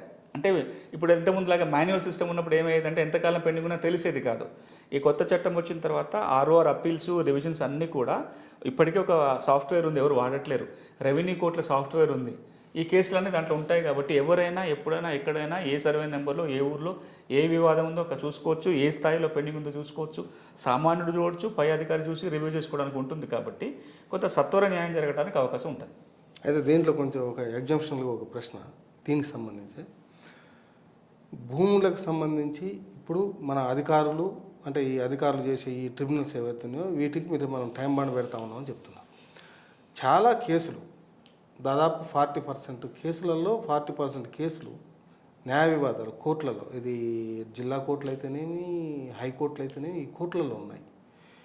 కోర్టులలో కూడా భూమి సమస్యల్ని, భూమి కేసుల్ని ఇంత టైం బాండ్లోగా పరిష్కరించాలనేది ఏమన్నా ఈ చట్టంలో సాధ్యమైద్దా? అంటే అవకాశం ఏమైనా ఉందా? ఎందుకంటే అనేక మంది ఈ కక్షిదారులు మేము కోర్టుకు పోతే జీవితకాలం పోతుంది, వాయిదాలు, కౌంటర్లు వేయరు, లాయర్లు వచ్చి వాయిదాలు తీసుకుంటారు, ఇట్లా జరుగుతూ ఉన్నది, ఆర్గ్యుమెంట్స్ ముందుకు పోవట్లేదు. దానికి కూడా ఒక టైం బాండ్ ఉంటే సత్వరంగా పరిష్కారం అయితే బాగుంటుంది కదా. అంటే అది అంత చిన్న అంశం కాదు, అది సిపిసి పరిధిలో సివిల్ ప్రొసీజర్ కోడ్ తెలియదు. అంటే రాష్ట్రాలు భూముల గురించి చాలా మంది అడుగుతుంది. కానీ మనం దీన్ని ఆర్ఓఆర్ చట్టంలో కింద కోర్టులను నిర్దేశించలేము. కోర్టు పరిధి వేరు. ఇగో పలానా అంశాల్లో కోర్టుకు పోవాల్సిన పని లేదని చెప్పొచ్చు, కానీ కోర్టు పరిధిలో ఉన్న అంశాలు ఎట్లా పరిష్కారం కావాలి, ఎంతకాలంలో కావాలి, ఇందులో చెప్పడానికి ఉండదు. అది ఒక్క భూమి సమస్యలకి కాదు, చాలా వాటికి చాలా కారణాలు కూడా ఉన్నాయి. కోర్టులు కూడా, తర్వాత న్యాయ యంత్రాంగం కూడా సత్వర పరిష్కారం రకరకాల మార్గాలు వెతుకుతున్నాయి. ఇప్పటి కూడా ఒక సివిల్ కేసు కింద కోర్టు నుంచి పై కోర్టు దాకా పరిష్కారం కావాలంటే 20 ఏళ్ళు పడుతుందని అధ్యయనాలు చెప్తున్నాయి. దాన్ని మనం ఒకసారి విడిగానే మాట్లాడుకోవాలి, కానీ ఈ 6 పరిధిలో దానికి మనం పరిష్కారాలు వెతకలేము. ఇప్పుడు 9 లక్షల సాదా బైనామా దరఖాస్తులు ఆల్రెడీ పెండింగ్లో ఉన్నాయి. ఇంకా కొత్తగా రకరకాలుగా వచ్చే అవకాశం ఉన్నాయి. అసలు పేద ప్రజలకు ఖర్చు లేకుండా అంటే కొనుక్కోవడానికే రకరకాల ఇబ్బందులు పడతారు. వాడే తెలకాయద మీద రాసుకునేది మన తెలంగాణలో ఉన్నది మొత్తం కూడా అదే. వీళ్ళందరికీ ఎప్పటివరకు మీరు విముక్తి కలిగించే అవకాశం ఉంది? ఎట్లా మీరు పరిష్కారం చేస్తారు? అంటే సాదాబైనామా హైకోర్టు స్టే ఉండటం వల్ల పరిష్కారం కాలేదు ఇప్పటిదాకా. స్టే ఎందుకు వచ్చింది అంటే అప్పటి 6 చట్టంలో సాదాబైనామా క్రమబద్ధీకరణకు నిబంధన లేకపోవటం వల్ల పరిష్కారం కాలేదు. ఇందులో ముసాయిదా చట్టంలో సెక్షన్ 6 సాదాబైనామాల గురించే మాట్లాడుతుంది. ఈ 9 లక్షల దరఖాస్తులని ఈ చట్టం కింద వచ్చిన దరఖాస్తులుగా పరిగణిస్తూ ఆర్డీఓ పరిష్కారం చేయాలి. విచారణ చేసి సాదాబైనామా జెన్యూన్ కనుక అయినట్లయితే ఆ సర్టిఫికేట్ ఏదనేది మళ్ళీ రూల్స్లో వస్తుంది. ఆర్డీఓ సర్టిఫికేట్ ఇస్తే అది క్రమబద్ధీకరణ జరిగిపోతుంది. ఎట్లాంటి ఫీజు చెల్లించాల్సిన అవసరం లేదనేది ఉంది. ఇప్పుడు ఈ నిబంధన వచ్చింది కాబట్టి చట్టం అమలుకు రాగానే మొట్టమొదటి మోక్షం కలిగేది ఆ 9 లక్షల దరఖాస్తులే. ఇప్పటిదాకా చట్టంలో లేదు కాబట్టి జరగట్లేదు. అంటే ఇంకా ఆ తర్వాత 9 లక్షల కానీ ఇంకా ఎక్కువ ఉండే అవకాశం అంటే ఇవన్నీ పాత వాటికి కట్ ఆఫ్ డేట్ మనం 2014. ఆ తర్వాత వాటికి మనం చేయడానికి లేదు. ఈ చట్టం కూడా అదే చెప్తుంది. మళ్ళీ కొత్త చట్టంలో కూడా జూన్ 2, 2014 తెలంగాణ రాష్ట్రం ఏర్పాటు జరగటానికంటే ముందు ఏవైతే కొనుగోలు జరిగినాయో వాటికే వర్తిస్తుంది తప్ప తర్వాతే కాదు. ఇప్పటికే ఇన్నిసార్లు అవకాశం ఇచ్చారు కాబట్టి మిగిలినవి ఇంకా అవకాశాలే ఉండవు. ఎందుకంటే 2016 సాదాబైనామా అనేది వన్స్ ఆఫ్ ఆల్ అంతే ఉన్న దరఖాస్తులకు వన్స్ ఆఫ్ ఆల్. కొత్తగా నాకు ఉంది అంటే అవకాశం లేదు. కొత్తగా కావాలంటే పోయి రిజిస్ట్రేషన్ అనేది చేయించుకోవాలి, లేదంటే కోర్టుకు వెళ్ళి ఆర్డర్ తెచ్చుకోవాలి. కానీ ఇది మాటికి ఇచ్చే వెసులుబాటు కాదు. ఇది ఎందుకంటే పాతయి అప్పుడు ఎట్లయితే తెలవకుండా కొనుగోలు చేశారో రైతాంగం ఇబ్బంది పడకుండా ఉండడానికి ఇచ్చిన వెసులుబాటు 1989 నుంచి ఇచ్చుకుంటూ వస్తున్నాం. ఇది ఇప్పుడు మొదటిసారి కాదు. ఈ చట్టంలో ఇప్పుడు కూడా ఈ నిబంధన ఎందుకు పెట్టాల్సి వచ్చిందంటే ఇప్పటికే వచ్చిన దరఖాస్తులు ఉన్నాయి కాబట్టి వాటికి ఒక మార్గం చూపించడం కోసం ఈ నియమం. పాత పట్టాదారు పాస్ పుస్తకాలు కొనసాగుతాయా? అది మనం ఇంతకుముందే మాట్లాడాం. పాతవి కొనసాగుతాయి, ఆర్ఓఆర్ రికార్డు కొనసాగుతుంది. రాబోయే రోజుల్లో రీసర్వే జరిగినప్పుడు కొత్త ఆర్ఓఆర్ కూడా తయారు చేసుకోవడానికి చట్టం. ఈరోజు తెలంగాణలో 100 రోజుల భూ రికార్డుల ప్రక్షాళన జరిగింది. తెలంగాణ రాష్ట్రం వచ్చిన తర్వాత గవర్నమెంటు, అది బీఆర్ఎస్ గవర్నమెంట్, కాంగ్రెస్ గవర్నమెంట్ అనేది పక్కకు పెడితే భూ రికార్డులకు సంబంధించి 100 రోజుల భూ రికార్డుల ప్రక్షాళన జరిగింది. భూ రికార్డుల ప్రక్షాళన జరిగినప్పుడు మాన్యువల్ రికార్డు రాయాలనేది ముఖ్యమంత్రి చెప్పినప్పటికి కూడా మాన్యువల్ రికార్డు రాయలేదనేది ఒక పెద్ద విమర్శ ఉంది. ఇవాళ ఎక్కడ మాన్యువల్ రికార్డు లేదు, ఏం జరుగుతుందో తెలియదు అనేది ఉంది. డిజిటల్ సర్వేకు కేంద్ర ప్రభుత్వం నుంచి డబ్బులు వచ్చినప్పటికి కూడా డిజిటల్ సర్వే చేయని పరిస్థితుంది. ఈ ప్రభుత్వం ఇప్పుడు వస్తున్నటువంటి కొత్త చట్టం వెలుగులో డిజిటల్ సర్వేకు వెళ్ళాలనేది ఈ చట్టంలో ఒక నిబంధనగా ఏమైనా పెట్టుకున్నారా లేదా? ఆల్రెడీ ఉంది. భూదార్ అంటే అదే కదా. పర్మనెంట్ భూదార్ ఇవ్వాలంటే రీసర్వే జరగాల్సిందే. రీసర్వే జరిగితేనే పర్మనెంట్ భూదార్ వస్తుంది. ఇప్పుడు ఇంతకుముందు ప్రభుత్వం అన్నా ఎక్కడ కమిట్మెంట్ లేదు. కానీ ఈ ముసాయిదా చట్టం అయిపోతే అమల్లోకి వస్తే చట్టమే స్పష్టంగా చెబుతుంది భూదార్ కార్డు ఇవ్వండి అని. పర్మనెంట్ భూదార్ ఇవ్వాలంటే రీసర్వే జరిగిన తర్వాతనే భూదార్ ఇవ్వాలి. కాబట్టి సర్వే చేయాల్సి వస్తుంది, తప్పనిసరి సర్వే చేయాల్సి వస్తుంది. ఇప్పుడు ఎప్పుడొకప్పుడు సర్వే పూర్తి కాకపోతే భూదార్ ఇవ్వడానికి అవకాశం. ఒకటి మిస్సింగ్ సర్వే నెంబర్. అంటే చాలామంది వ్యవసాయ భూములు, నేను ఒక మాట చెప్తా. ఇప్పుడు ఇవన్నీ కూడా మీరు అడగబోయేటి దేని గురించి ఉంటాయంటే ధరణిలో ఉన్న రకరకాల సమస్యలకు పరిష్కారం ఎట్లా అనేది వస్తుంది. ఇప్పుడు ఈ చట్టంలో సెక్షన్ 4 కింద 2 సబ్సెక్షన్స్ ఉన్నాయి. ఒకటేమో మీరు ఇప్పటికే ధరణికి ఎక్కినాయి, మీ భూమి ఎక్కింది కానీ తప్పులు ఉన్నాయి. సర్వే నెంబర్ తప్పుబడింది, విస్తీర్ణం తక్కువ పడింది, లేకపోతే ల్యాండ్ క్లాసిఫికేషన్ పట్టా అయితే ప్రభుత్వం పడింది, భూమి మీరు కొనుగోలు చేస్తే భాగ పంపకాలను పడింది. ఇట్లా ఈ తప్పులొప్పులన్నీ సవరించడం కోసం సెక్షన్ 4లో ఏం చెప్తుందంటే ఎవరైతే నిర్దేశించిన అధికారి ఉంటాడో ఈ తప్పులన్నీ ఆ అధికారి సవరిస్తారని ఉంటుంది. ఆ అధికారి ఎవరు అనేది రూల్స్లో వస్తుంది. ఆ రూల్స్లో కూడా ఇప్పుడు ఏదైతే వ్యవస్థ కొనసాగుతుందో సర్క్యులర్ 1 ప్రకారం బహుశా ఈ వ్యవస్థనే కొనసాగవచ్చు, లేదా ఏమైనా మార్పు ఉండొచ్చు. ఇది ఒక పద్ధతి. రెండోది, మీకు భూమి ఉంది ఇంకా ధరణికే ఎక్కలేదు, అట్లా కూడా ఉన్నాయి. చాలా ఎకరాలలో పాత పాస్ పుస్తకం ఉంది, కొత్తగా ధరణికి ఎక్కలేదు. దానికి కూడా ఈ చట్టంలో ఇంకొక సబ్సెక్షన్ ఏం చెప్తుంది అంటే ఒక నిర్దేశించిన అధికారి మీరు కనుక దరఖాస్తు పెట్టుకుంటే మీ భూమిని పరిశీలించి భూమి మీద హక్కుల నిర్ధారణ అయితే ఆర్ఓఆర్కి ఎక్కించడానికి వెసులుబాటు ఉంది. ఈ 2 సెక్షన్ల కింద కూడా అంటే ధరణికి ఎక్కి తప్పులున్నా ధరణికి ఎక్కకపోయినా పరిష్కారం చేయడానికి సెక్షన్ 4లో సమాధానం ఉంది. కానీ ఏ అధికారి చేయబోతున్నాడు అనేది నియమాలు వస్తుంది. కాబట్టి ఈ చట్టం వచ్చి నియమాలు వచ్చేంత వరకు కూడా ఎట్లా జరగబోతుందో చెప్పలేను. చేయడానికి మాత్రం మార్గం ఆల్రెడీ చట్టం. ఇంకొకటి ఏంటంటే కొత్త పాస్బుక్ ఇచ్చిన 3 రోజులకే నోషనల్ ఖాతాలో పెట్టారు. అసలు అట్లాంటి పరిస్థితి ఉన్నాయి. ఇవన్నీ అంతే. ఇవన్నీ కూడా ధరణిలో తప్పులు. ధరణిలో తప్పులన్నిటినీ సవరించడం కోసం. ఒక కలెక్టరు రంగారెడ్డి జిల్లాలోనే అంటే ఇప్పుడు నేను అంత లోతు వెళ్ళదలుచుకోలేదు. నేనేమంటున్నానంటే బుక్స్ ఇచ్చాడు, బుక్ ఇచ్చాడు. అవును, నేను కారణం ఏదైనా కానీ తెల్లారి నోషనల్ ఖాతాలో అదే ఇప్పుడు ఆ తప్పేంటి, పట్టా భూమి కాస్త ప్రభుత్వ భూమికి మారింది. ఇది తప్పు. దాంట్లో ఇట్లాంటి ఏ తప్పు అయినా సరే ఈ రోజున ధరణిలో ఉన్న ఏ తప్పులనైనా సవరించడానికి సెక్షన్ 4లో అవకాశం ఉంది. ధరణికి వచ్చి తప్పు జరిగినా అసలు ధరణికి ఎక్కకపోయినా సెక్షన్ 4లో అవకాశం ఉంది. కానీ ప్రిస్క్రైబ్డ్ ఆఫీసర్ అనే ఉంటుంది. రేపు రూల్స్లో వచ్చిన తర్వాత వీటిని ఇప్పుడు జరుగుతున్నట్టుగా తహసీల్దార్ నుంచి CCLA వరకు 4-5 అంచెలలో సవరణ చేస్తారా? ఇప్పుడు అది సర్క్యులర్ 1 ఎట్లయితే ఉందో అదే రూల్స్లోకి వస్తుందా, లేదా ఇందులో కూడా ఏమైనా మార్పు చేర్పులు వస్తుందా అనేది ఈ చట్టం ఆమోదించిన తర్వాత రూల్స్ వచ్చేంత వరకు చెప్పలేము. అప్పటి వరకు మాత్రం సర్క్యులర్ 1 ఎప్పుడైతే ఫిబ్రవరిలో ఇచ్చారో ఆ సర్క్యులర్ ప్రకారమే పరిష్కారం. అదే ఈ కొత్త చట్టంలో డబుల్ రిజిస్ట్రేషన్లు అనేది జరగవు అనేది మీరు పక్కా గ్యారంటీ చెప్పగలరు? డబుల్ రిజిస్ట్రేషన్ చేయకుండా కావాల్సిన అన్ని జాగ్రత్తలు దాంట్లో ఉన్నాయి ఈ కొత్త చట్టంలో. ఇదండి ఈ కొత్త చట్టం పరిస్థితి. ఈ కొత్త చట్టంలో భూములు మాయ చేసి అమ్ముకోవడానికి, డబుల్ రిజిస్ట్రేషన్ చేయడానికి ఆస్కారం లేదు. రైతుల భూములు, రైతులు కాని వాళ్ళ భూములు, ఇంటి స్థలాలు, నివేశన స్థలాలు, పారిశ్రామిక భూములు, వీటన్నింటికి కూడా పక్కాగా రికార్డు వస్తుంది. వీటన్నింటికి పరిష్కరించేటువంటి ఒక సమగ్రమైనటువంటి వ్యవస్థ వస్తుంది. ఇవన్నీ కూడా రూల్స్లో వస్తాయని చెప్తా ఉన్నారు. ఇది ప్రజలు ఈ చట్టం ఈ ప్రజల నుంచి ఎలాంటి ఫీడ్బ్యాక్ వస్తుందో చూద్దాం. Thank you. నమస్కారం. నమస్తే.